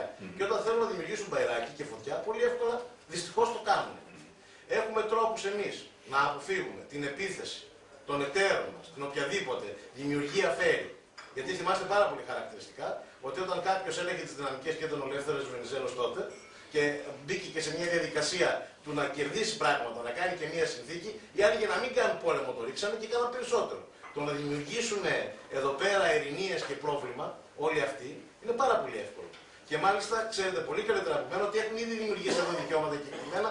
Δέστε τα αεροδρόμια, δέστε τα μεγάλα σούπερ μάρκετ τα οποία έχουν πολύ μεγαλύτερο τζίρο από τα ελληνικά. Δέστε την Παρινό πώς υποφέρει, ενώ κάποια άλλα πηγαίνουν μια χαρά. Αυτοί θα μας δώσουν μάτι του κυκλώνα. Έχουμε τη δύναμη γεωστρατηγικά πρωτίστως στην υλική προσπάθεια με εταίρους, συμμάχους να ανταποκριθούμε σε οποιαδήποτε επίθεση θα κάνουν οι εταίροι που θα πούνε ότι είμαστε προδότες. Ή έχουμε την δύναμη, την άλλη, να τα καταφέρουμε στην άλλη επίθεση που μας κάνουν. Όταν, εγώ θυμάμαι χαρακτηριστικά το 1997, η Ρωσία χρεοκόπησε για 169 δισεκατομμύρια δολάρια που χρωστούσε. Και εμείς το χρωστάμε για 380 δις ευρώ, που είναι περισσότερα από τα δολάρια. 340. Ναι. Αυτό είναι το ερώτημα. Εδώ είναι δύο τα σκέλη. Το πρώτο ζήτημα, αν μπορούν μέσω του χρήματος να μας χτυπήσουν, και το άλλο είναι το στρατιωτικό πολιτικό. Έτσι δεν είναι? Να μας χτυπήσουν δηλαδή με στρατιωτικό πολιτικά μέσα. Το πρώτο πράγμα είναι σε σχέση με το χρήμα. Από τη στιγμή που δεν έχεις ανάγκη ούτε να εισάγεις κεφάλαια, δηλαδή δεν στηρίζεσαι στην εισαγωγή κεφαλαίου, ή στα δανεικά, δεν μπορούν να σου κάνουν απολύτως τίποτα. Απολύτως τίποτα δεν μπορούν. Έτσι αλλιώς, εμείς δεν θέλουμε ένα τραπεζικό τομέα υπερδιωγγωμένο όπως ήταν τώρα, όπως ήταν τα προηγούμενα χρόνια, τα οποία εξαρτάται από το να μετατρέπει τη δουλειά του Έλληνα, είτε ήταν βιοτέχνης, είτε ήταν αγρότης κτλ., σε πιστωτικά προϊόντα τα οποία τάψουν στις διεθνείς αγορές. Εμείς δεν θέλουμε το τραπεζικό τομέα. Εμείς θέλουμε τράπεζες οι οποίες να μεσολαβούν, να κάνουν το ρόλο του διαμεσολαβητή ώστε να διευκολύνουν τις συναλλαγές και την ανάπτυξη της οικονομίας. Άρα δεν έχουμε ανάγκη του σούπερ μάρκετ πιστωτικών προϊόντων όπως ήταν οι τράπεζες. Άρα δεν έχουν τρόπο να μας εκβιάσουν και από το τραπεζικό τομέα. Ειδικά αν η κεντρική σου τράπεζα είναι 100% ίδρυμα, 100% κρατικό ίδρυμα, υπό την εποπτεία την κοινωνική και την εποπτεία της Βουλής, όχι δηλαδή έρμεο το οποιοδήποτε υπουργού, τότε αυτό το διασφαλίζει απόλυτα. Υπάρχουν και άλλα μέτρα που μπορεί να πάρει, ας πούμε, πιστωτικές συνεταιρισμοί για να υποστηρίξει τις τοπικές κοινωνίες, να μην είναι έρμεο δηλαδή του οποιοδήποτε κερδοσκόπου, είτε τραπεζίτε είτε μη, επενδυτικού κεφαλαίου, οτιδήποτε άλλο.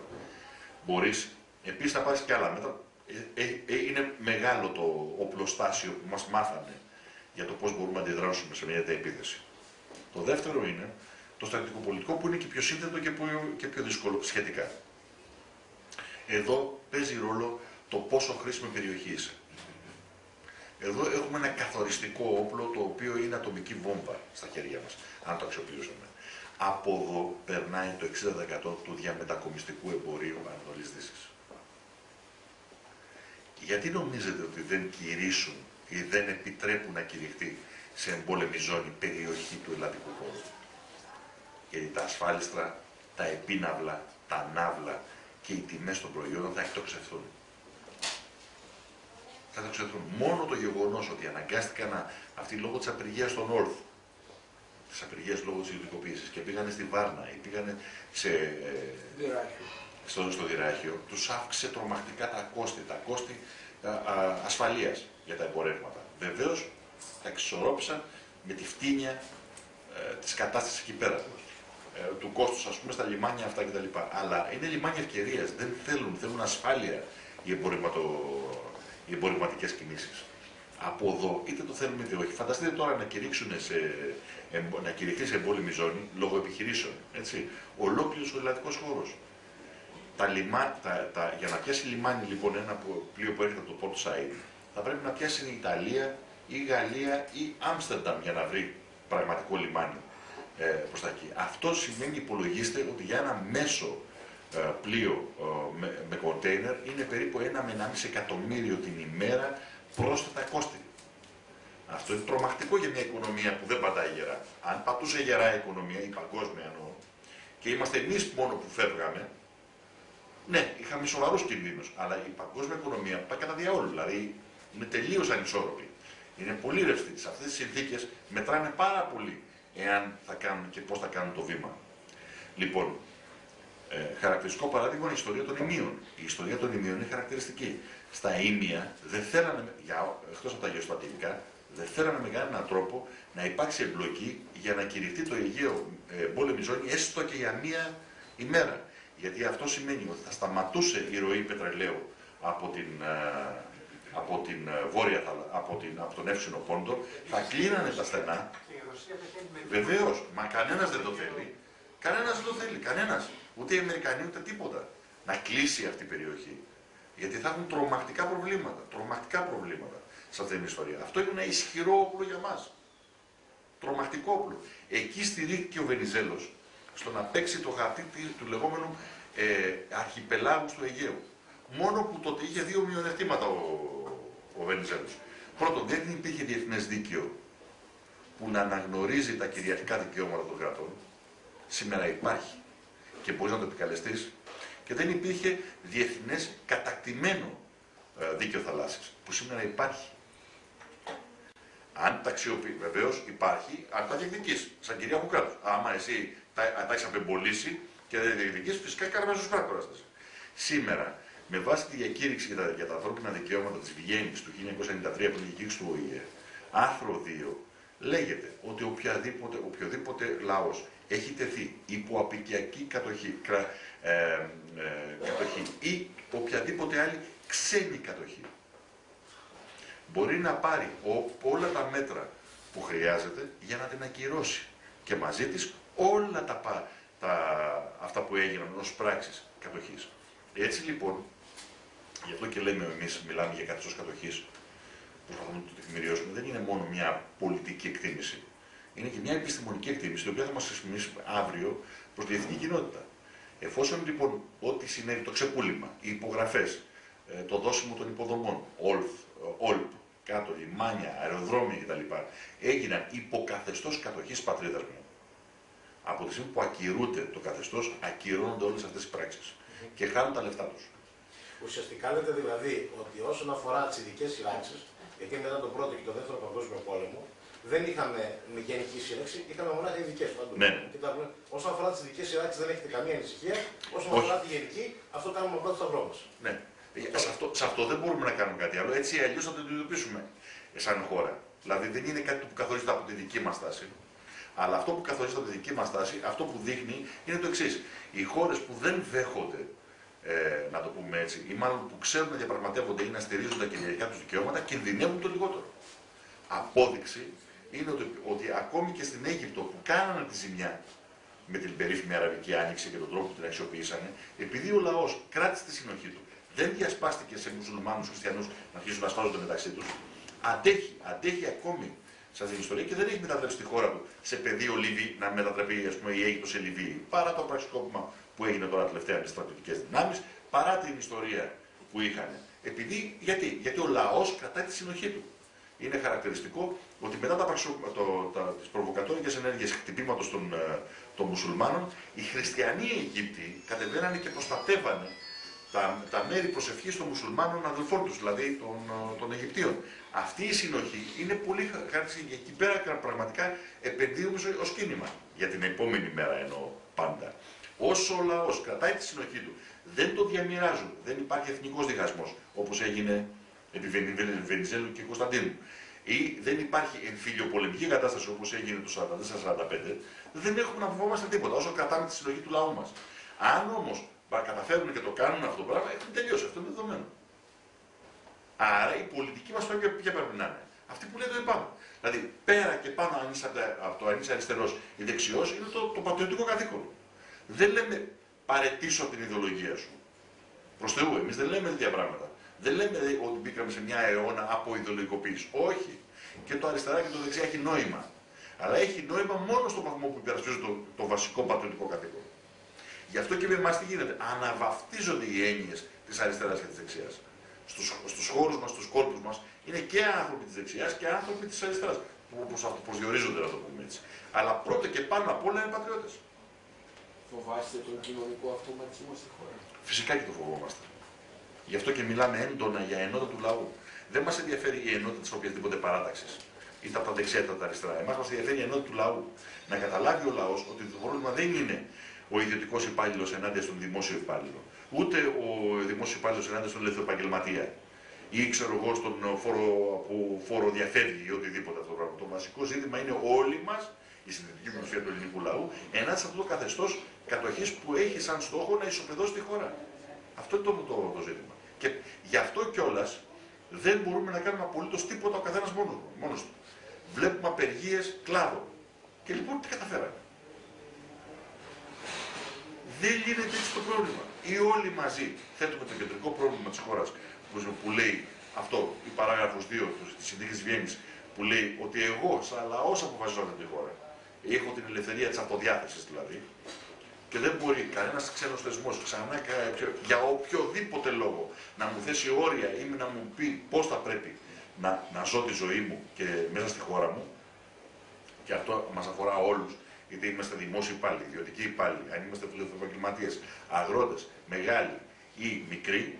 Και έτσι πρέπει να ενωθούμε να το διεκδικήσουμε για να μπορούμε να λύσουμε μετά και τα άλλα προβλήματα.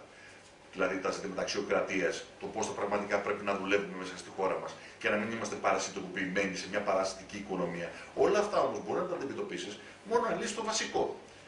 Έτσι λοιπόν, όσο έχουμε απεργίες, γιατί δεν γίνονται προσλήψεις ή γιατί τα μεροκάματα πέφτουν, του κάθε κλάδου ξεχωριστά εννοώ, είναι ένας εύκολος αντίπαλος για το καθεστώς κατοχής. Γιατί ο καθεστώς κατοχής μας πάει στη σφαγή. Αν πας και λοιπόν κλείσεις το λιμάνι παράδειγμα, ή κλείσεις το τέτοιο, κάνεις απεργία, ενώ είναι νόμιμο όπλο, έτσι, στην πραγματικότητα δεν καταφέρνεις απολύτως τίποτα. Γιατί αυτό που κάνεις είναι να απαξιώσεις αυτό που θα πρέπει να προστατεύσεις και που θέλει να το πουλήσει ο άλλος. Γι' αυτό λέμε πολλές φορές στους εργαζόμενους, για παράδειγμα, στα μέσα μαζικής ενημέρωσης, στα μέσα μαζικής μεταφοράς, λέμε κάτι πολύ απλό. Αντί να κάνεις απεργία και να μου κλείσεις το μετρό ή τα τέτοια, κάνε απεργία δουλεύοντάς τα και δώστα στον κόσμο, χωρίς εισιτήριο. Στους αγρότες τι λέτε τώρα? Στους αγρότες, για παράδειγμα, τους λέω, δεν θα κλείσεις τους δρόμους, θα πας να κλείσεις την εφορία. Θα καλέσεις τους ελευθεροεπαγγελματίες και τους εμπόρους που βαράνε μύγες και που συνδέονται μαζί σου, να καταλάβεις το κέντρο της πόλης και τους ζωτικούς πυλώνες που σου ρουβάνε το αίμα, που είναι η εφορία και οι τράπεζες. Εκεί κάνε. Και αν θέλεις να κάνεις κάτι πραγματικά που να ενώσεις τον κόσμο, πήγαινε και άνοιξε τα διόδια. Άνοιξε τα διόδια. Να περνάει ο επαγγελματίας ελεύθερα.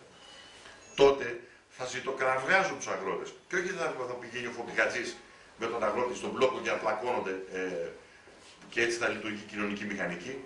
Γιατί το κάνουμε στο φάρο?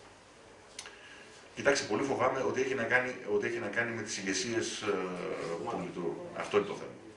Γιατί νομίζω ότι αυτό που το ενδιαφέρουν τα κόμματα είναι να δώσουν μια μάχη οπισθοφυλακών, να φανούν στις κάμερες και μετά να τελειώσουν όλα όμορφα και ωραία, χωρίς να υπάρξει κανένα αποτέλεσμα. Γι' αυτό και έχει αυτή την απογοήτευση που νιώθει ο λαός μας σήμερα. 7 χρόνια μετά και δεν έχει καταφέρει να κερδίσει ή να σταματήσει οτιδήποτε. Από τον Αρμαγεδόνα που ζει. Να συμπληρώσω ένα ερώτημα λιγάκι πάνω σε αυτό το θέμα. Τις κοινωνικές αναταραχές που θα φυτέψουν, γιατί υποθέτω κάνοντας ένα συλλογισμό ότι οι κυβερνώντες όταν θα αναλάβει ο λαός την εξουσία θα τρέχουν και δεν ξέρουν πού να κρυφτούν. Θα χάσουν τα πάντα. Άρα αυτοί πρέπει να έχουν ένα πλάν B από πίσω. Ναι. Το ότι θα φυτέψουν κάποιες κοινωνικές αναταραχές, π.χ. ο Μαρινάκης για παράδειγμα είχε στην 200 άτομα τις προάλλες, έτσι μόνο και μόνο για να απειλήσει κάποιον. Δηλαδή μπορεί να μαζέψει κόσμο κάπου. Ή τέλος πάντων το πλάν B που έχει. Ναι. Που έχουν οι κυβερνώντες, πώς θα αντιμετωπίζεις?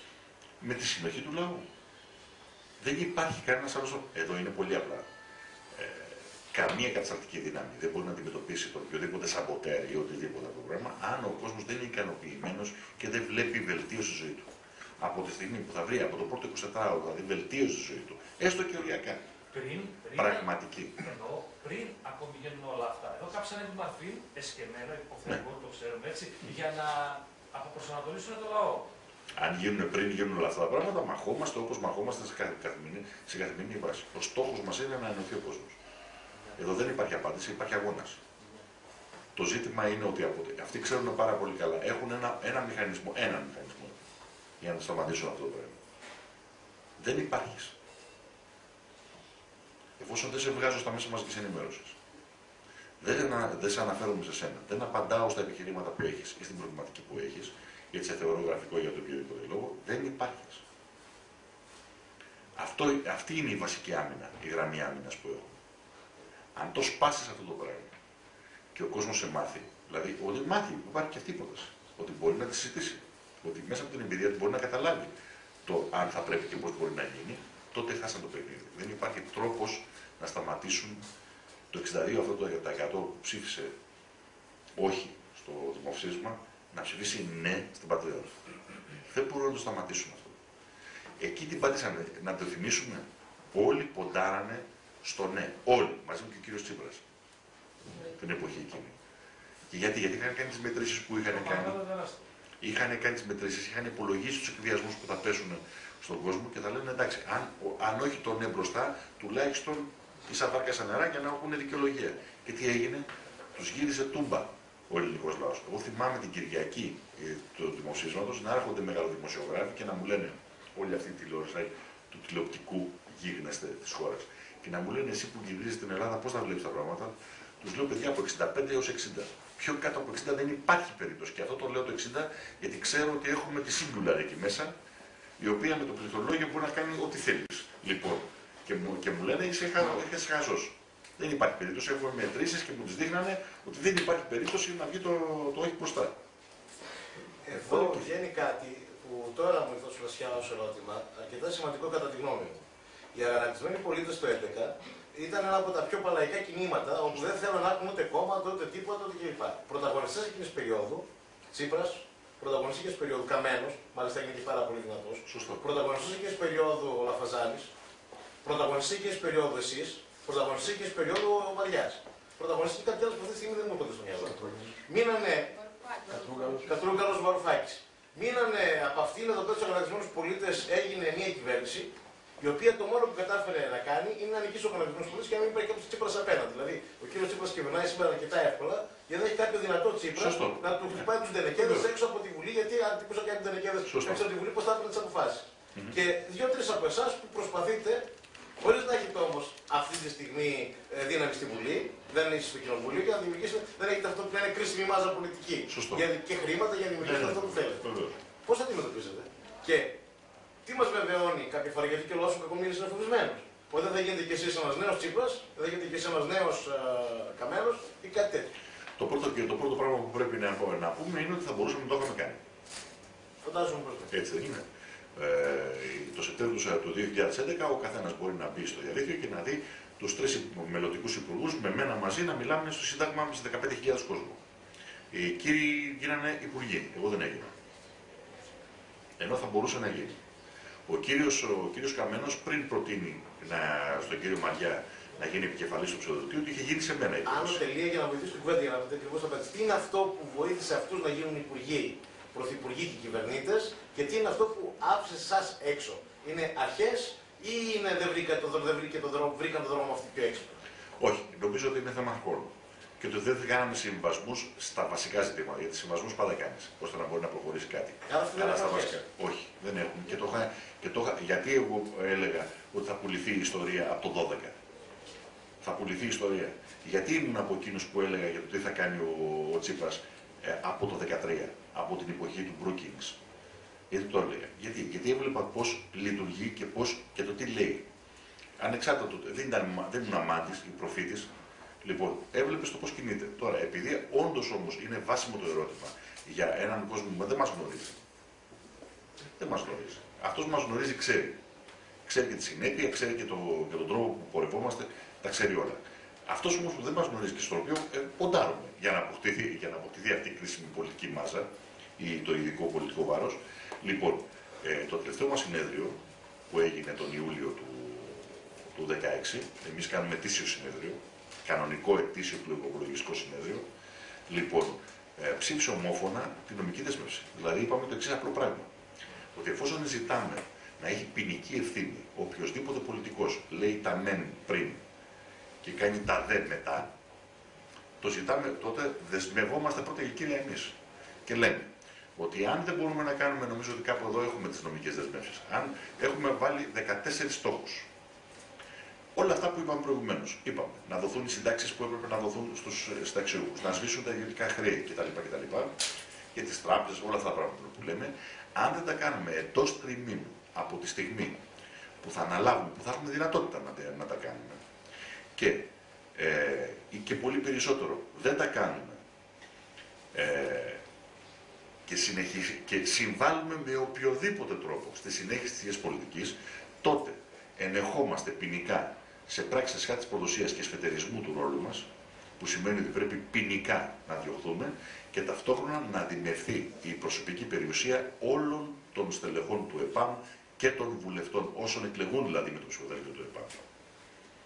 Αυτοί, επειδή τη νομική δέσμευση την έχουν συντάξει δικαστές και νομικοί του εν ενεργεία του ΕΠΑΜ, έγινε με τη λογική της εκ προημίου ομολογίας ενοχής. Έτσι ώστε ο οποιοσδήποτε, είτε μας έχει ψηφίσει, είτε δεν μας έχει ψηφίσει, εκλογέας να την πάρει και να μπορεί να μας κυνηγήσει αυτό το πράγμα. Και σε αυτό παρετούμαστε εκ προημίου από οποιαδήποτε μελλοντική ασυλία. Αυτό που λέει το 14 παράγραφος 3 ή παράγραφος 5 της πρώτης δανειακής, δηλαδή απεμπολούμε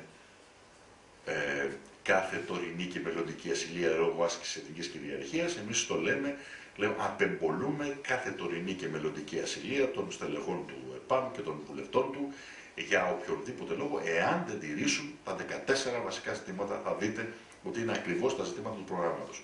Και μάλιστα προχωράμε ακόμη βήμα παραπέρα. Και λέμε το εξής. Βρισκόμαστε σε μια διαδικασία διαπραγμάτευση με τους βασικούς συλλόγους, συλλογικότητες του λαού μας, είτε είναι αυτή κοινωνική συλλογή, είτε εργασιακή συλλογή, και τους προτείναμε να υπογράψουμε μαζί τους ένα συμβόλαιο, νομότυπο, κανονικά συμβόλαιο, με αυτή τη δέσμευση, δηλαδή ποινική ευθύνη για μας, αν δεν το τηρήσουμε, και δίμευση της προσωπικής μας περιουσίας, εάν δεν τηρήσουμε, με την υλοποίηση των δικών τους αιτημάτων.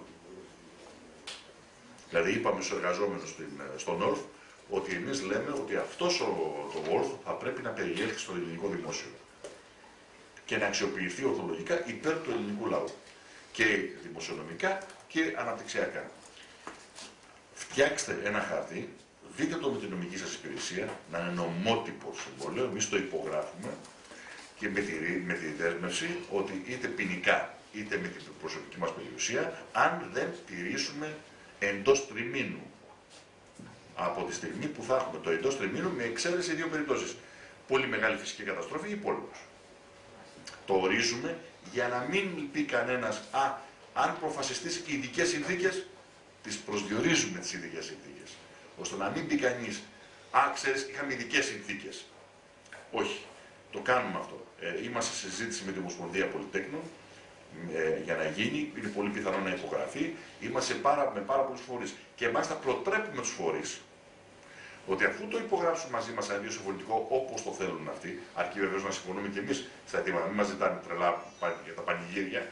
Λοιπόν, αφού συμφωνούμε, να το ζητήσουν ανάλογα συμβόλαια και με τα άλλα πολιτικά κόμματα. Και αν υπογράψουν και οι άλλοι, είναι ακόμη καλύτερο. Είναι μια μεγαλύτερη κατοχήρωση και για τους ίδιους, δεν είναι? Με όλες τις συλλογικότητες, σε όλα τα επίπεδα, για όλες τις διεκδικήσεις ελληνικής κοινωνίας. Ώστε να ξεφύγουμε από αυτό το παιχνιδάκι, ότι σωτάζει ο λαός με την πλαγή, σύμφωνο αλήθειας που το λέει ο κ. Μητσοτάκης, αλλά δεν μας εξηγεί ότι αν δεν το εφαρμόσει, τι θα πάθει ο ίδιος. Γιατί αυτός που θα τον ψηφίσει, ξέρουμε τι θα πάθει αν δεν εφαρμοστεί. Ο ίδιος που δεν θα το εφαρμόσει, τι θα πάθει ακριβώς. Εμείς λέμε ποινική ευθύνη και την προσωπική μας περιουσία. Ό,τι διαθέτει ο καθένας προσωπικά. Να σας ρωτήσω κάτι, στις επεργειακές κινητοποιήσεις συμμετέχετε ή αποφεύγετε ή επιλεκτικά ή βλέπετε ότι τελικά δεν θα έχει αποτέλεσμα? Όχι, στις επεργειακές κινητοποιήσεις πέρα από τις εκτιμήσεις που κάνουμε και τις προτροπές που έχουμε προς τους εργαζόμενους, δεν συμμετέχουν οι δικά μας μπλοκ. Συμμετέχουν τα μέλη του ΕΠΑΜ και οι φίλοι στα συνδικάτα τους ή στα σωματεία τους, εκεί δηλαδή που ανήκουν. Γιατί εμείς πιστεύουμε ότι πρέπει το σωματείο ή το συνδικάτο να εκφράζει πραγματικά τους εργαζόμενους. Και είναι δική τους υπόθεση το πώς θα συμμετέχουν. Δεν θα φτιάξουμε δικό μας μπλοκ για να πάμε να καπελώσουμε κι εμείς την οποιαδήποτε εργατική κινητοποίηση απεργιακή, παρά το γεγονός ότι μπορούμε να έχουμε τις δικές μας απόψεις για τον τρόπο που γίνονται οι απεργιακές κινητοποίησεις. Και τις έχουμε και τις διατυπώνουμε. Αλλά δεν είμαστε εμείς που θα τις επιβάλλουμε. Οι εργαζόμενοι θα τις επιβάλλουμε. Δηλαδή τα μέλη. Στον βαθμό που υπάρχουν βέβαια, γιατί τα σημερινά συνδικάτα δυστυχώς έχουν καταδείξει φραγίδες, για να μην το πω τα χειρότερο. Δεν υπάρχει αποτέλεσμα. Ούτε έμεσο βλέπω. Ναι, το λέμε και το λέμε συνεχώς. Έχουμε προσπαθήσει όλα αυτά τα χρόνια να φτιαχτεί ένα συντονιστικό αγώνα με όλους τους φορείς μέσα, από τους αγρότες μέχρι τους εμπόρους και τους επαγγελματίες, ώστε να φτάσουμε σε ένα σημείο, το λέμε εμείς γενική πολιτική απεργία, που σημαίνει δηλαδή ότι προς το κράτος όλοι οι κλάδοι σε όλη την Ελλάδα να κατεβάσουν ρολά. Δεν σας πληρώνω, τελειώσαμε. Λειτουργεί η οικονομία, αλλά δεν αποδεχόμαστε κανενός είδους έλεγχο ή απόδοση προς το κράτος. Ξέρετε κάτι, ο ελληνικός λαός δεν είναι τόσο όριμος. Ναι, απλά λέω τι πρόταση που κάνω. Εγώ γεννήθηκα στον Καναδά και θυμάμαι πήγε 10 cents το κρέας ακριβότερα, δεν πήρε κανένας. Σωστό, έχετε δίκιο. Μείναμε άναυδοι. Δεν πήρε κανένα. Ή αν ακριβή είναι η βενζίνη, ο Καναδός δεν θα πάρει βενζίνη. Εδώ στην Ελλάδα δεν νομίζω να είναι. Εδώ λέω απλά τις προτάσεις που κάναμε, ναι, ώστε να μπορούν να γίνουν και πιο συγκεκριμένα. Υπήρχαν καταλήψεις εργοστασίων. Τους λέγαμε, αντί να κάνεις κατάληψη εργοστάσιο και να περιμένεις με το χέρι έτσι να σε βοηθήσει, βάλ' το εργοστάσιο και δούλεψε. Να δουλέψει το εργοστάσιο, να μην απαξιωθεί. Γιατί μια τράπεζα την κλείνεις και την ανοίγεις μετά με μεγάλη ευκολία. Οι ειδικοί ξέρουν. Το εργοστάσιο, αν κλείσει και απαξιωθεί, δεν ανοίγει μετά εύκολα. Είναι σαν το μαγαζί που μένει κλειστό, δηλαδή. Όταν έχεις μηχανολογικό εξοπλισμό, όταν το εργατικό δυναμικό που δουλεύει στο εργοστάσιο μείνει άνεργο και μείνει άνεργο και πολύ, ακόμη και το πιο εξειδικευμένο εργατικό δυναμικό για να ξαναμπεί να δουλέψει στη βιομηχανία θέλει μετεκπαίδευση. Θέλει να επανέλθει δηλαδή. Δηλαδή είναι απαξίωση δυναμικού αυτού. Σαν τους υποδόμους, ας πούμε, που ναι, με το που ήρθαν οι Αλβανοί μετά είχαν ξεχάσει. Βεβαίως, έχει μεγάλη σημασία. Η τελευταία χημική βιομηχανία έκλεισε έξω τη Χαλκίδα. Μοναδική που είχε μείνει. Για να αποκτήσουμε χημική βιομηχανία τώρα είναι ξανά αυτό από την αρχή. Είναι να το πω σε πιο πρακτικό τρόπο. Η βυσοδευσία ήταν μια βιομηχανία που ήταν εξαιρετικά αναπτυσσόμενη στη χώρα γιατί συνδεόταν και με την κτηνοτροφία τη δική μας. Εξαιρετικές ποιότητες. Σας πληροφορώ ότι αυτή η τέχνη πεθαίνει. Αν δεν έχει πεθάνει. Γιατί οι τελευταίοι τεχνίτες φεύγουν από τη ζωή. Ποιος θα μείνει? Θα πρέπει να φέρεις από την Ινδία και τον Μπαγκλαντές ανθρώπους εξειδικευμένους να σε ξαναμάθουν την τέχνη για να ξαναμπεί αυτή η βιομηχανία, να στηθεί ξανά. Εκτός από τα μηχανήματα. Πόσο μάλλον τώρα για πιο εξειδικευμένες δουλειές. Υψηλής εξειδίκευσης. Είχαμε 25.000 μηχανουργία, τα οποία κάλυπταν την αυσιπλοεία μας. Δηλαδή, αν καταλάβετε, οι ναυτικοί μας, οι καπετάνοι που χαλάγει η φλάτζα τους και έπρεπε να πάνε αρόδο στο Χονγκ και τους χάλασε η φλάτζα στα καύσιμα ή στα τέτοια, παραγγέλναν τη φλάτζα, όχι στην Κίνα που ήταν και πιο φθηνή, την παραγγέλναν στον Πειραιά, σε μηχανουργείο του Πειραιά και την κάναν καλύτερη και πιο φθηνή. Αυτές κλείσαν όλες οι βιοτεχνίες. Αυτές πρέπει να επανέλθουν όμως οι βιοτεχνίες. Με καταλαβαίνετε, αυτό που σημαίνει ότι πρέπει να έχουμε ξανά το εξειδικευμένο αυτό προσωπικό. Που σημαίνει ότι πρέπει να ξαναδιαμορφώσουμε το Πολυτεχνείο έτσι ώστε να βγάζει και τέτοιους τεχνίτες. Που δεν είναι μόνο να φτιάχνουμε μηχανικούς για τα σπίτια, πρέπει να φτιάχνουμε για τέτοιο πράγμα. Πρέπει να ξαναποκτήσουμε χημικούς βιομηχανίας. Που σημαίνει πρέπει να δούμε πώς γίνεται με τις σχολές, σε ποιες βιομηχανίες, με ποιον τρόπο, είναι ολόκληρη ιστορία. Η τράπεζα δεν είναι τίποτα. Η τράπεζα είναι ένα μεγάλο λογιστήριο. Κλείνουν τα βιβλία, ξανανοίγουν τα βιβλία. Γι' αυτό το λέω ότι όταν χάσεις την παραγωγική σου δομή όμως, είναι μεγάλη ιστορία. Το ίδιο είχαν κάνει και στη Βουλγαρία όταν είχαν καταρρεύσει. Να προχωρήσουμε όμως σε ερωτήσεις, να μην κάνουμε, να συνεχίσουμε το διάλογο. Μια ερώτηση. Είπατε ότι το κυριότερο όπλο αυτών που συνεργάζονται στην εκποίηση της χώρας κυριότερο όπλο απέναντι στο νέο παραϊκό μέτωπο είναι να σε εξαφανίσουν, να μην φαίνεσαι πουθενά. Το ΕΠΑΜ έχει την πρόθεση και τη νομική δυνατότητα, αν έχει οποιοδήποτε τη νομική δυνατότητα, να αναδείξει θετικά ή να αναδείξει τον αρνητικό τρόπο με τον οποίο γίνονται οι δημοσκοπήσεις. Δηλαδή, αφού τέλος πάντων υπάρχουν οι δημοσκοπήσεις, βλέπουμε να αναφέρονται κόμματα τα οποία στις εκλογές είχαν το ίδιο περίπου ποσοστό με το ΕΠΑ. Να αναφέρονται κόμματα τα οποία δεν υπήρχαν στις εκλογές, στις τελευταίες εκλογές του Σεπτεμβρίου του 2015. Το ΕΠΑΜ δεν αναφέρεται. Σε ένα κανάλι δεν μπορείς να του πεις πάρε με την κάμερα και το ΕΠΑΜ. Νομικά μπορεί. Ούτε στις εταιρείες δημοσκοπήσεων. Ούτε στις εταιρείες. Είναι ιδιωτικές εταιρείες, είναι ανοιχτή η αγορά, μπορούν να κάνουν θέλουν. Δηλαδή μπορούν να μεταδίδουν και ψεύδι. Δεν υπάρχει κάποια αρχή όπως είναι το ΕΣΟΡΟ για τα μέσα ενημέρωσης. Γιατί το ΕΣΟΡΟ εξασφαλίζει την κοινωνία. Δεν λαθούμε δηλαδή. Όχι, αλλά υπάρχει, δεν υπάρχει. Όχι, όχι βέβαια. Και όλες αυτές οι δημοσκοπικές εταιρείες συνδέονται με κόμματα. Ή είναι μέτοχοι τα κόμματα στις εταιρείες, είτε συνδέονται με άλλο τρόπο. Αλλά όλες οι εταιρείες, κυρίως Θεοδωρικάκος, έτσι, παλιός μου σύντροφος του ΚΝΕ, έτσι, είναι τώρα σύμβουλος του κύριου, ποιος ήταν αυτός, διευθυντής, μια από τις μεγαλύτερες εταιρείες δημοσκοπήσεων. Και έγινε σύμβουλος του κύριου Μητσοτάκη. Δεν τρελαθούμε. Δεν είναι αυτά τυχαία. Μία ακόμα, μπορώ. Βεβαίως. Μια και είπατε ότι είστε στην ΚΝΕ. Έχω στο μυαλό μου τώρα κατευθείαν το ογκός πλάν, το στρατηγικό σχεδιασμό, το κεντρικό. Ναι. Όλα αυτά που λέτε εσείς, σκέφτεστε να τα κάνετε εφαρμόζοντας ένα κεντρικό σχεδιασμό ανελαστικό, ή πιστεύετε ότι μπορεί να γίνει ένας κεντρικός σχεδιασμός, ο οποίος θα δίνει και ελαστικότητα δράση στα στελέχη της δημόσιας διοίκησης των δημόσιων λειτουργών ή επιχειρηματικά για να φέρουν αποτελέσματα. Αν θέλετε και έχετε στο μυαλό σας κεντρικό σχεδιασμό, πού θα βρείτε αυτούς που δεν θα γίνουν γραφειοκράτες και θα σχεδιάζουν και αυτό που το κεντρικό σχεδιασμό λέει θα το κάνει έτσι. Κάτσε να δούμε αν το θέλω αυτό. Να το ολοκληρώσω. Και αν θέλετε τον ελαστικό, αυτό που έχει κάποιες ελαστικότητες μέσα από ένα κεντρικό σχεδιασμό και ένα κεντρικό στόχο. Πού θα βρείτε αυτούς οι οποίοι θα έχουν την ικανότητα να σκέφτονται ενδεχομενικά και κατά περίπτωση και να δουν ανάλογα στην περίπτωση κάνοντας καλό και όχι βγάζοντας λεφτά για τσέπη. Το πρώτο πράγμα μου είναι όχι, δεν θέλω ένα καθολικό σχεδιασμό. Δεν το θέλω. Δεν είμαστε υπέρ αυτής της άποψης. Λοιπόν, σαν ΕΠΑΜ να το πούμε έτσι, γιατί δεν είναι μόνο προσωπικό το ζήτημα. Λοιπόν, εμείς θέλουμε έναν σχεδιασμό το οποίο να είναι δεσμευτικός προς το κράτος πρώτα και κυρία. Για να μπορείς να ελέγξεις την παιδική δραστηριότητα σε όλους τους τομείς, πρέπει να υπάρχουν στόχοι. Στόχοι οι οποίοι μπαίνουν μέσα από τη δημοκρατική διαδικασία, το κοινοβούλιο. Το οποίο όμως ο στόχος πρέπει να εξειδικεύεται και όχι μόνο προϋπολογιστικά, ο κρατικός προϋπολογισμός, αλλά και συγκεκριμένοι στόχοι. Δηλαδή, εγώ θέλω την υγεία μου να βάλω στόχο ότι πρέπει, για παράδειγμα, έχω ένα δείκτη θνησιμότητας. Αυτός ο δείκτης θνησιμότητας πρέπει να πέσει. Πρέπει να πέσει. Για να πέσει, λοιπόν, χρειαζόμαστε τις κατάλληλες υποδομές, τον κατάλληλο προϋπολογισμό και το κατάλληλο προσωπικό. Αυτό θα το υλοποιήσει μια ανεξάρτητη διοίκηση. Όχι διοίκηση που θα υπακούει στους υπουργούς.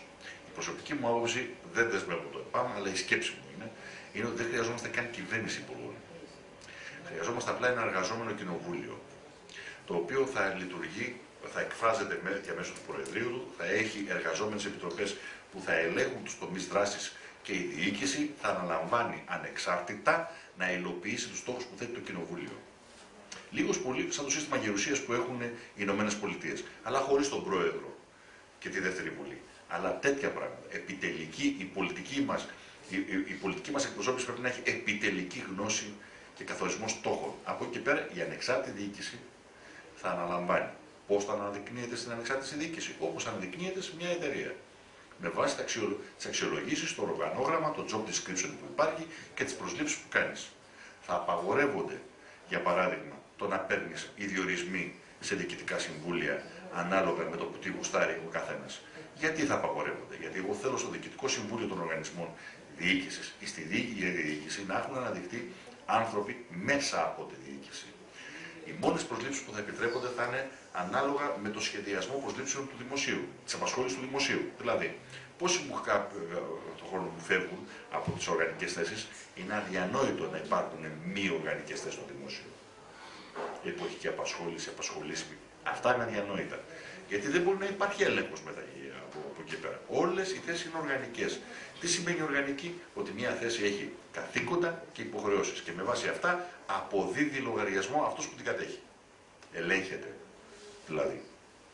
Άρα δεν είναι εύκολο να σου κάνει τη βρωμιά. Τι κάνω? Τόσοι μου φεύγουν από το δημόσιο και τόσους θέλω να αντικαταστήσω σε τόσες θέσεις. Τόσους λοιπόν προσλαμβάνω και τους προσλαμβάνω κατευθείαν από την εκπαίδευσή μου, είτε την μέση είτε την ανώτατη εκπαίδευση. Τους περνάω από τις μετεκπαιδεύσεις που χρειάζεται για να ανέβουν στα αξιώματα της διοίκησης μέχρι να φτάσουν στο ανώτατο βαθμό της διοίκησης. Αλλά μέσα από τη διοίκηση. Γιατί? Επειδή εγώ έχω υπηρετήσει πολυεθνικές. Ξέρουμε ότι τις πολυεθνικές που είναι τεράστιοι οργανισμοί. Έτσι. Πολλές πολυεθνικές είναι πολύ μεγαλύτεροι οργανισμοί και από το ελληνικό δημόσιο. Λοιπόν, τι έχουμε? Το βασικό στοιχείο είναι την πίστη του προσωπικού. Δηλαδή, το στέλεχος πρέπει να επενδύει στην πορεία του, στην επαγγελματική του πορεία μέσα στην πολυεθνική, μέσα στην επιχείρηση, μέσα στον οργανισμό. Αυτό είναι το μεγαλύτερο πρόβλημα που απασχολεί μια πολυεθνική. Γιατί όταν αναδείξει ένα στέλεχος, έρχεται μια άλλη πολυεθνική και τον παίρνει. Εμείς πρέπει να έχουμε λοιπόν ένα δημόσιο το οποίο να πιστεύει ο άλλος και να βλέπει την εξέλιξη της καριέρας του διαμέσου του δημοσίου. Αυτός θα περασπιστεί το δημόσιο μέχρι αηδίας και θα επενδύσει τη ζωή του από το δημόσιο. Γιατί θα δει την εξέλιξή του μέσα από εκεί. Όχι ανάλογα με το κόμμα και τον τέτοιο και τον τύπο και το πόσο. Άλλωστε, πώς θα μπλέκει το κόμμα σε αυτή τη διαδικασία. Τρίτο ζήτημα. Ελάχιστη έως μηδενική σχέση του ιδιώτη με το δημόσιο. Δηλαδή, αν έχουμε ένα ενιαίο σύστημα καταγραφών στο δημόσιο που δεν υπάρχει σήμερα. Τι σημαίνει ενιαίο σύστημα καταγραφών? Σημαίνει ότι αγοράζω μια καρφίτσα. Από τη στιγμή που την αγοράζω μέχρι τη στιγμή που αποσύρεται η καρφίτσα λόγω φθοράς υλικής ή και ηθικής φθοράς, πρέπει να ξέρω πού βρίσκεται, πώς χρησιμοποιείται, ποιος την έχει, ποιος είναι η ευθύνη του, πώς αποδίδει από τιμά σε τιμά, για να μπορώ να ξέρω εάν η ηθική φθορά πραγματικά υπάρχει, ποια είναι η υλική, να υπολογίζω τα κόστη μου και όλα αυτά τα πράγματα. Από εκεί και πέρα όμως, ο πολίτης που θέλει να κάνει δοσοληψίες με το κράτος, να μην έρχεται σε επαφή με τον υπάλληλο.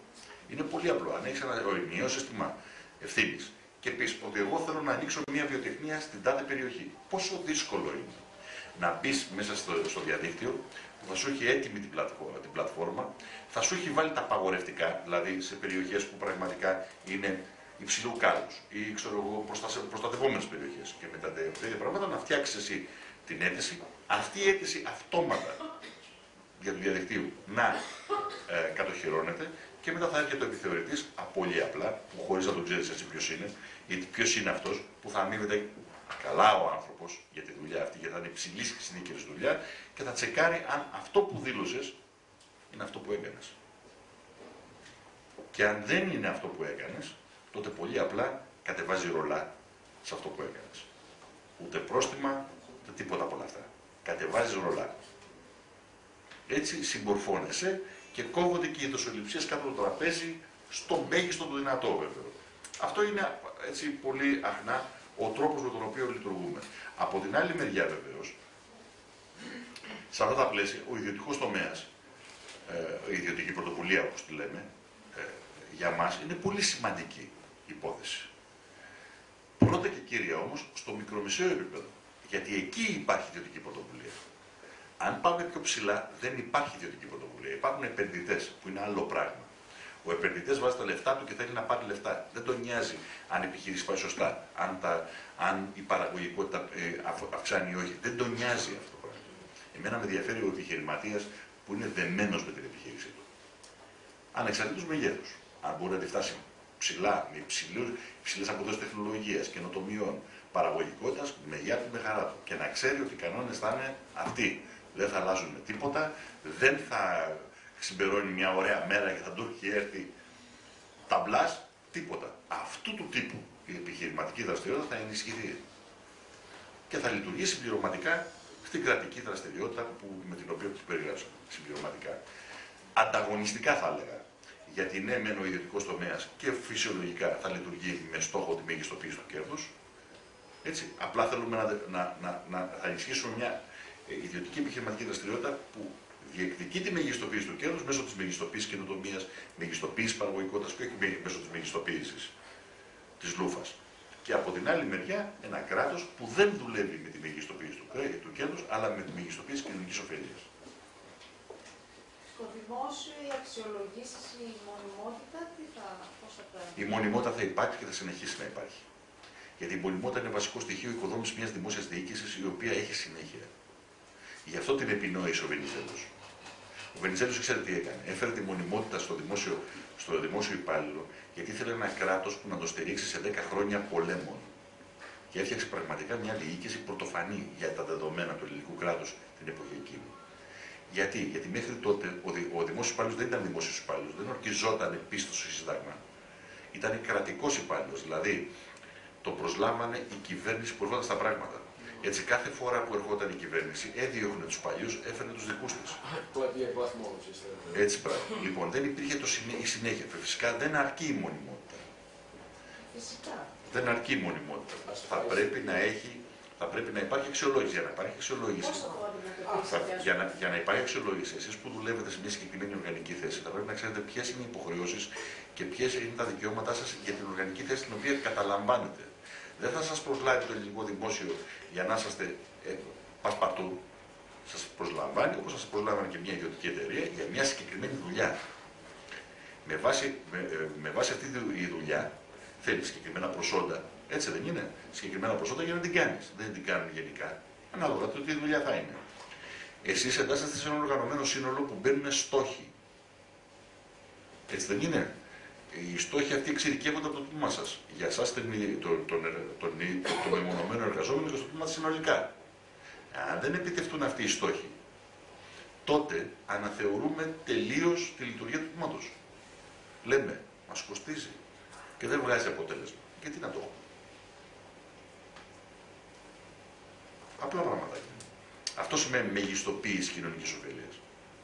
Αν μου κοστίζει παραπάνω από την ωφέλεια που μου δίνει, στον πολίτη πρώτα και κύρια, αυτό είναι ωφέλεια, όχι κέρδη, στον πολίτη, τότε γιατί να το έχω? Για ποιο λόγο? Βρίσκω άλλο τρόπο. Ή μπορώ να βρω άλλο τρόπο. Λέτε να μας προκύψουν golden boys στο δημόσιο, κύριε Καζάκη? Όχι, με τον τρόπο αυτό δεν υπάρχει τρόπος να υπάρξει golden boy. Ίσα ίσα, εγώ θα ήθελα ανθρώπους καλοπληρωμένους, ταυτισμένους με το δημόσιο συμφέρον. Γιατί αυτός θα δώσει μάχη και όχι τώρα όπως ήταν. Γι' αυτό, αν προσέξατε, η αρχή των μνημονίων πώς ξεκίνησε? Όταν είχαμε μια επίθεση στο δημόσιο τομέα, το πρώτο μνημόνιο αυτό ήταν. Όπου έδινε τη δυνατότητα σε ένα μεγάλο κομμάτι των δημοσίων υπαλλήλων να φύγει με πρόορες ταξιοδοτήσεις. Γιατί το κάνανε αυτό? Για να διώξουν τους πιο καλούς δημόσιους υπαλλήλους. Γιατί αυτός που έχει δώσει, έχει επενδύσει στη θέση του. Έχει πάρει μεταπτυχιακά, έχει ιστορίες, έχει ιστορία ολόκληρη. Θα πολεμήσει για αυτό το πράγμα. Ο άλλος που μπαίνει για τα 200-300 ευρώ και χαριστικά λόγω του βουλευτή του άλλου, δεν υπάρχει περίπτωση. Γι' αυτό τι κάνανε? Το πρώτο πράγμα που κάνανε να διώξουν τους παλιούς. Αυτούς που θυμάμαι στις καταλήψεις των Υπουργείων της Ανάπτυξης που είχαμε πάει τότε το 2012 και συζητήσαμε εκεί. Το Υπουργείο αυτό που είχε 4 υπουργούς, όχι 2 υπουργούς, 2 υφυπουργούς, δεν ξέρω κι εγώ πόσους ειδικούς γραμματείς, είχε 128 διδακτορικά από κάτω. Σήμερα δεν υπάρχει ούτε ένας. 128 διδακτορικά τα οποία τα είχε πληρώσει ο Έλληνας φορολογούμενος. Γιατί οι άνθρωποι αυτοί πήγαν στο εξωτερικό, εξειδικευτήκανε, πήραν διδακτορικά για να έρθουν πίσω, να εφαρμόσουν και να υλοποιήσουν έτσι. Τίποτα δεν έγινε. Τους είχαν απλά στο ψυγείο, γιατί βεβαίως λύνανε και δένανε οι διάφοροι μέτεροι. Εμείς θέλουμε αυτούς τους ανθρώπους και να πληρώνονται καλά και να έχουν πρωτοβουλία και να βγάζουν. Γι' αυτό και θέλουμε, ας πούμε, και την ποινικοποίηση της καθυστέρησης. Δηλαδή, στο Σύνταγμά μας, ένα από τα βασικά δημοκρατικά δικαιώματα που πρέπει να υπάρχει και υφίσταται στο τωρινό Σύνταγμα, άστατα που δεν έχει λειτουργήσει ποτέ, είναι το δικαίωμα του αναφέρεστε. Το δικαίωμα του αναφέρεστε σημαίνει ότι εγώ, σαν πολίτης, μπορώ να κάνω μια αναφορά προς το δημόσιο για κάτι που απασχολεί και μου με προβληματίζει ή που μου δημιουργεί πρόβλημα. Είτε σαν άτομο, είτε συλλογικά. Ποινικοποίηση γραφειοκρατίας σημαίνει ότι εάν στο τμήμα που αναφέρομαι δεν μου δώσει ικανοποιητική απάντηση εντός συγκεκριμένου χρονικού διαστήματος, σε άλλες χώρες πολιτισμένες αυτό είναι μία εβδομάδα, τότε ο προϊστάμενος του τμήματος πάει αυτεπάγγελτα για κακούργημα. Αυτό τι σημαίνει? Σημαίνει ότι ο προϊστάμενος του τμήματος πρέπει να κόψει το λαιμό του, όλο το τμήμα να λειτουργεί άψογα. Να ανταποκρίνεται ακριβώς στις προκλήσεις που δέχεται. Αν δεν λειτουργεί, οφείλει να διεκδικήσει τη λειτουργία του. Δεν έχω προσωπικό, δεν μου φτάνει να σου Ωραία.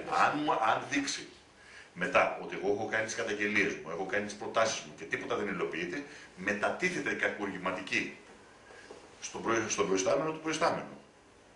Με καταλαβαίνετε τι λέω? Και όταν εδώ δεν είναι δε, θα μαζευτούν οι φίλοι μου να με κρίνουν. Όχι, εδώ είναι κακουργηματική. Πάει κατευθείαν στο δικαστήριο.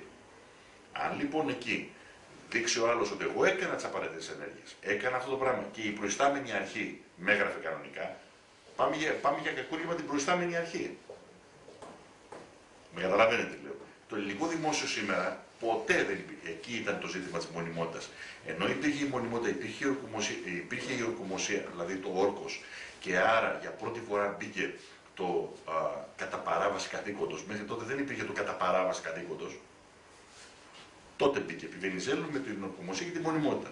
Δεν βάλανε όμως το δικαστή να δικάζει διοικητικές πράξεις. Δηλαδή να μπορεί άμεσα να παρεμβαίνει δικαστικά για πράξεις της διοίκησης που φέρουν ζημιά στον πολίτη συνολικά στο κράτος. Και μπορεί να αλλάξει αυτό. Βεβαίως, νομοθετικά. Με αυτό που είπα. Και άλλα πολλά που μπορούσα να πω. Στην υπάρχουσα Όχι, μιλάμε για μια άλλη Ελλάδα. Μιλάμε για μια ανοικοδόμηση νομικά, θεσμικά, οικονομικά και κοινωνικά της Ελλάδας. Το καλό της σημερινής κατάστασης είναι ότι μας φέρνει αντιμέτωπους με το βασικό πρόβλημα. Ότι αν δεν ανοικοδομηθεί η χώρα αυτή από το μηδέν, δεν σώζεται. Αυτό είναι το καλό της κατάστασης σημερινής. Με πασαλήματα, με μεσοβέζικες καταστάσεις δεν γίνεται το σημερινό πρόβλημα. Η σημερινή κατάντια μας, δηλαδή αυτή η κατάσταση που έχουμε οδηγηθεί. Και αυτό κατά τη γνώμη μου είναι το θετικό. Άρση ασυλίας των βουλευτών. Ναι, αυτό να υπάρχει βουλευτική ασυλία στο πολιτικό προσωπικό. Όχι, η ασυλία οφείλει να υπάρχει ως προς το βουλευτή ή το πολιτικό πρόσωπο μόνο για πράξεις πολιτικής. Αυτό λέει ο νόμος. Το γεγονός ότι ο κ. Βενιζέλος, ο Ευάγγελος, έστησε ολόκληρο το παιχνιδάκι αυτό για ασυλία υπουργών και όλα αυτά τα πράγματα, δεν αφορά το νόμο περί ασυλίας. Γιατί σου λέει ασυλία του βουλευτή? Γιατί όταν στην πολιτική μου κάνω έλεγχο, θέλω να πω σε μια επιχείρηση και να κάνω έλεγχο, να ζητήσω στοιχεία, πρέπει και οφείλω να έχω την ασυλία, μην με κυνηγήσει ή να μην μου πει ο τάδε συκοφαντική δυσφήμιση γιατί καταγγέλλω συγκεκριμένες πράξεις του αλλονού. Να μπορώ να προστατευτώ. Αλλά άμα κάνω ρεμούλες, είναι οτιδήποτε, ή ξέρω εγώ δηλώνω όπως συγκεκριμένοι βουλευτές 77 ακίνητα, χωρίς να έχω δουλέψει ποτέ στη ζωή μου και όλα αυτά και δεν ψάχνει κανένας, αυτό δεν είναι. Δεν συμβιβάζεται με την ορθή έννοια της ασυλίας του βουλευτή, την πολιτική ασυλία. Επειδή πρέπει να κλείνουμε σιγά σιγά, γιατί έχουμε εσείς τι θα λέγατε στον Ερντογάν αν με έναν τρόπο ήσασταν στην κυβέρνηση? Δύο τελευταίες ερωτήσεις παρακαλώ για να κλείσουμε, γιατί έχουμε την αίθουσα. Σχετικά με τι, με ποιο θέμα? Ναι, τα τελευταία. Με τα τελευταία, είναι πολύ ωραία. Αυτό που θα το έλεγα καταρχήν. Εσείς τι θα λέγατε? Δεν θα απαντούσα καταρχήν στον κύριο Ερντογάν. Θα ζητούσα επίγουσα σύγκληση του Συμβουλίου Ασφαλείας, να πάρει θέση το Συμβούλιο Ασφαλείας σχετικά με την αναθεώρηση βασικών συνθηκών του μεταπολεμικού δικαίου σχετικά με τα σύνορα. Και αν το Συμβούλιο Ασφαλείας δεν λειτουργούσε, θα κατευθυνόμουν κατευθείαν στη Γενική Συνέλευση του ΟΗΕ και στους άλλους οργανισμούς. Θα καλούσα τον ΟΑΣΕ να πάρει θέση κτλ.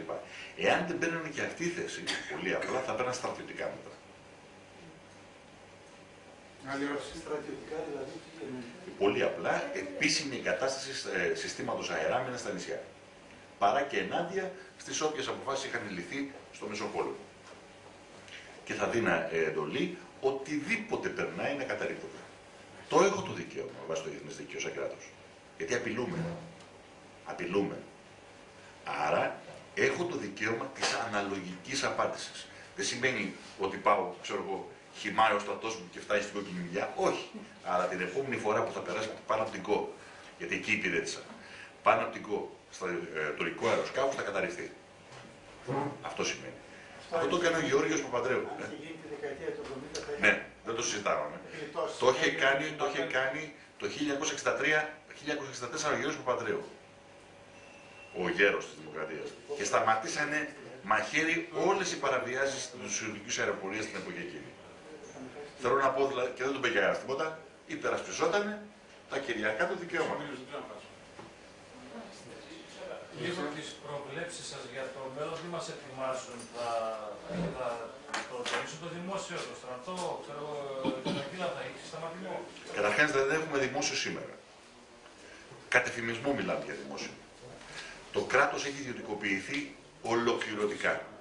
Θέλω να πω δηλαδή ότι από τη στιγμή που δημοσιονομικά ελέγχεται από μια ιδιωτική αρχή, τη Γενική Γραμματεία Δημοσίων, επίσης, ολόκληρη λειτουργία του δημοσίου είναι προς όφελος ιδιωτικών κέντρων, όπως είναι οι δανειστές. Δεν έχει να κάνει με την εξυπηρέτηση του Έλληνα πολίτη. Άρα δεν μπορούμε να μιλάμε. Δεύτερο, η δημόσια περιουσία έχει περάσει στα ΕΠΕΔ και το υπόλοιπο στο υπερταμείο. Άρα πιο δημόσιο. Το κράτος λοιπόν υφίσταται μόνο ως κατοχικό κράτος. Κράτος άσκησης κατοχής. Λοιπόν, από εκεί και πέρα, οι ελληνικές ενόπλες δυνάμεις βρίσκονται σε κατάσταση διάλυσης αυτή τη στιγμή. Σκόπιμης διάλυσης. Με τον καινούργιο προπολογισμό μειώνουν άλλο ένα 50% τον προπολογισμό των ενόπλων δυνάμεων. Μέσα στο 2017 θα κληθούν να μειώσουν τις ένοπλες δυνάμεις περίπου στο μισό. Αυτό είναι η απέτηση των δανειστών ήδη από το 2015. Έτσι αλλιώς δεν μπορούν πλέον με τον προϋπολογισμό να αμύψουν. Αλλά θα γίνει και δογματική αλλαγή. Δηλαδή, ήδη υπάρχει δόγμα άμυνας το οποίο αφορά τις ασύμμετρες απειλές και όχι την εθνική ασφάλεια ή την εθνική άμυνα της χώρας. Ένωση δηλαδή απέναντι στον αγρότη. Ναι, λέει πολλά. Ακόμη και γλωσσικό λέει μπορεί να υπάρξει πρόβλημα. Και μπορεί να υπάρξει η στρατιωτική ισχύ για την αντιμετώπιση γλωσσικού ζητήματος στην Ελλάδα. Αν έχει τον Θεό σου δηλαδή. Λοιπόν, αυτό είναι το επίσημο δόγμα που επέβαλε ο κ. Κωσταράκος και σήμερα με βάση αυτό λειτουργούν οι ένοπλες δυνάμεις. Λοιπόν, από εκεί, γι' αυτό και πριν την προαγωγή έγινε αρχηγός του Ευρωστάτου. Τα στελέχη των ενόπλων δυνάμεων. Όχι. Είναι την ικανότητα την οποία έχουμε, συνεχίζεται για το ηθικό του. Ναι, δεν το συζητάμε, δεν μιλάμε. Μιλάμε για τις κορυφές και τις πολιτικές. Για την ηγεσία. Βεβαίως, μιλάμε για την ηγεσία, την πολιτική και τη στρατιωτική. Δεν μιλάμε για τα στελέχη των ενόπλων δυνάμεων. Γιατί αν μπορούσαν να μιλήσουν αυτοί οι άνθρωποι, θα σας λέγανε σε τι κατάσταση έχει βρεθεί. Λοιπόν, από εκεί και πέρα τώρα, ποιος είναι ο στόχος? Ο στόχος είναι να καταργηθεί η θητεία ή να περιοριστεί τόσο πολύ ώστε να είναι βοηθητική. Το βασικό σώμα των ενόπλων δυνάμεων να είναι επαγγελματικό, μισθοφορικό δηλαδή, η διοίκησή του να ανήκει αποκλειστικά στο ΝΑΤΟ. Και άρα να είναι νατοϊκό σώμα. Και αυτό το νατοϊκό σώμα που είτε φέρει είτε δεν φέρει ελληνική σημαία θα μπορεί να ταχθεί απέναντι και στον Έλληνα και στον ελληνικό λαό. Ενώ τώρα με το εθνόσημο δεν μπορεί. Δεν μπορεί να το κάνει. Και συνειδησιακά αλλά και από κανονισμού. Αυτή είναι η κατάσταση που θα δούμε τα επόμενα χρόνια. Όχι πολλά χρόνια, την επόμενη διετία σε αυτή την ιστορία. Λοιπόν, κάπου εδώ σας φτάσαμε στο τέλος. Σας ευχαριστώ πάρα πολύ για την παρουσία και για τις πολλές ερωτήσεις που πράγματι μας έβαλαν σε μεγάλο πειρασμό για να απαντήσουμε μέχρι και σε ειδικά μέρη. Να είστε καλά, καλή δύναμη και καλή ελευθεριά.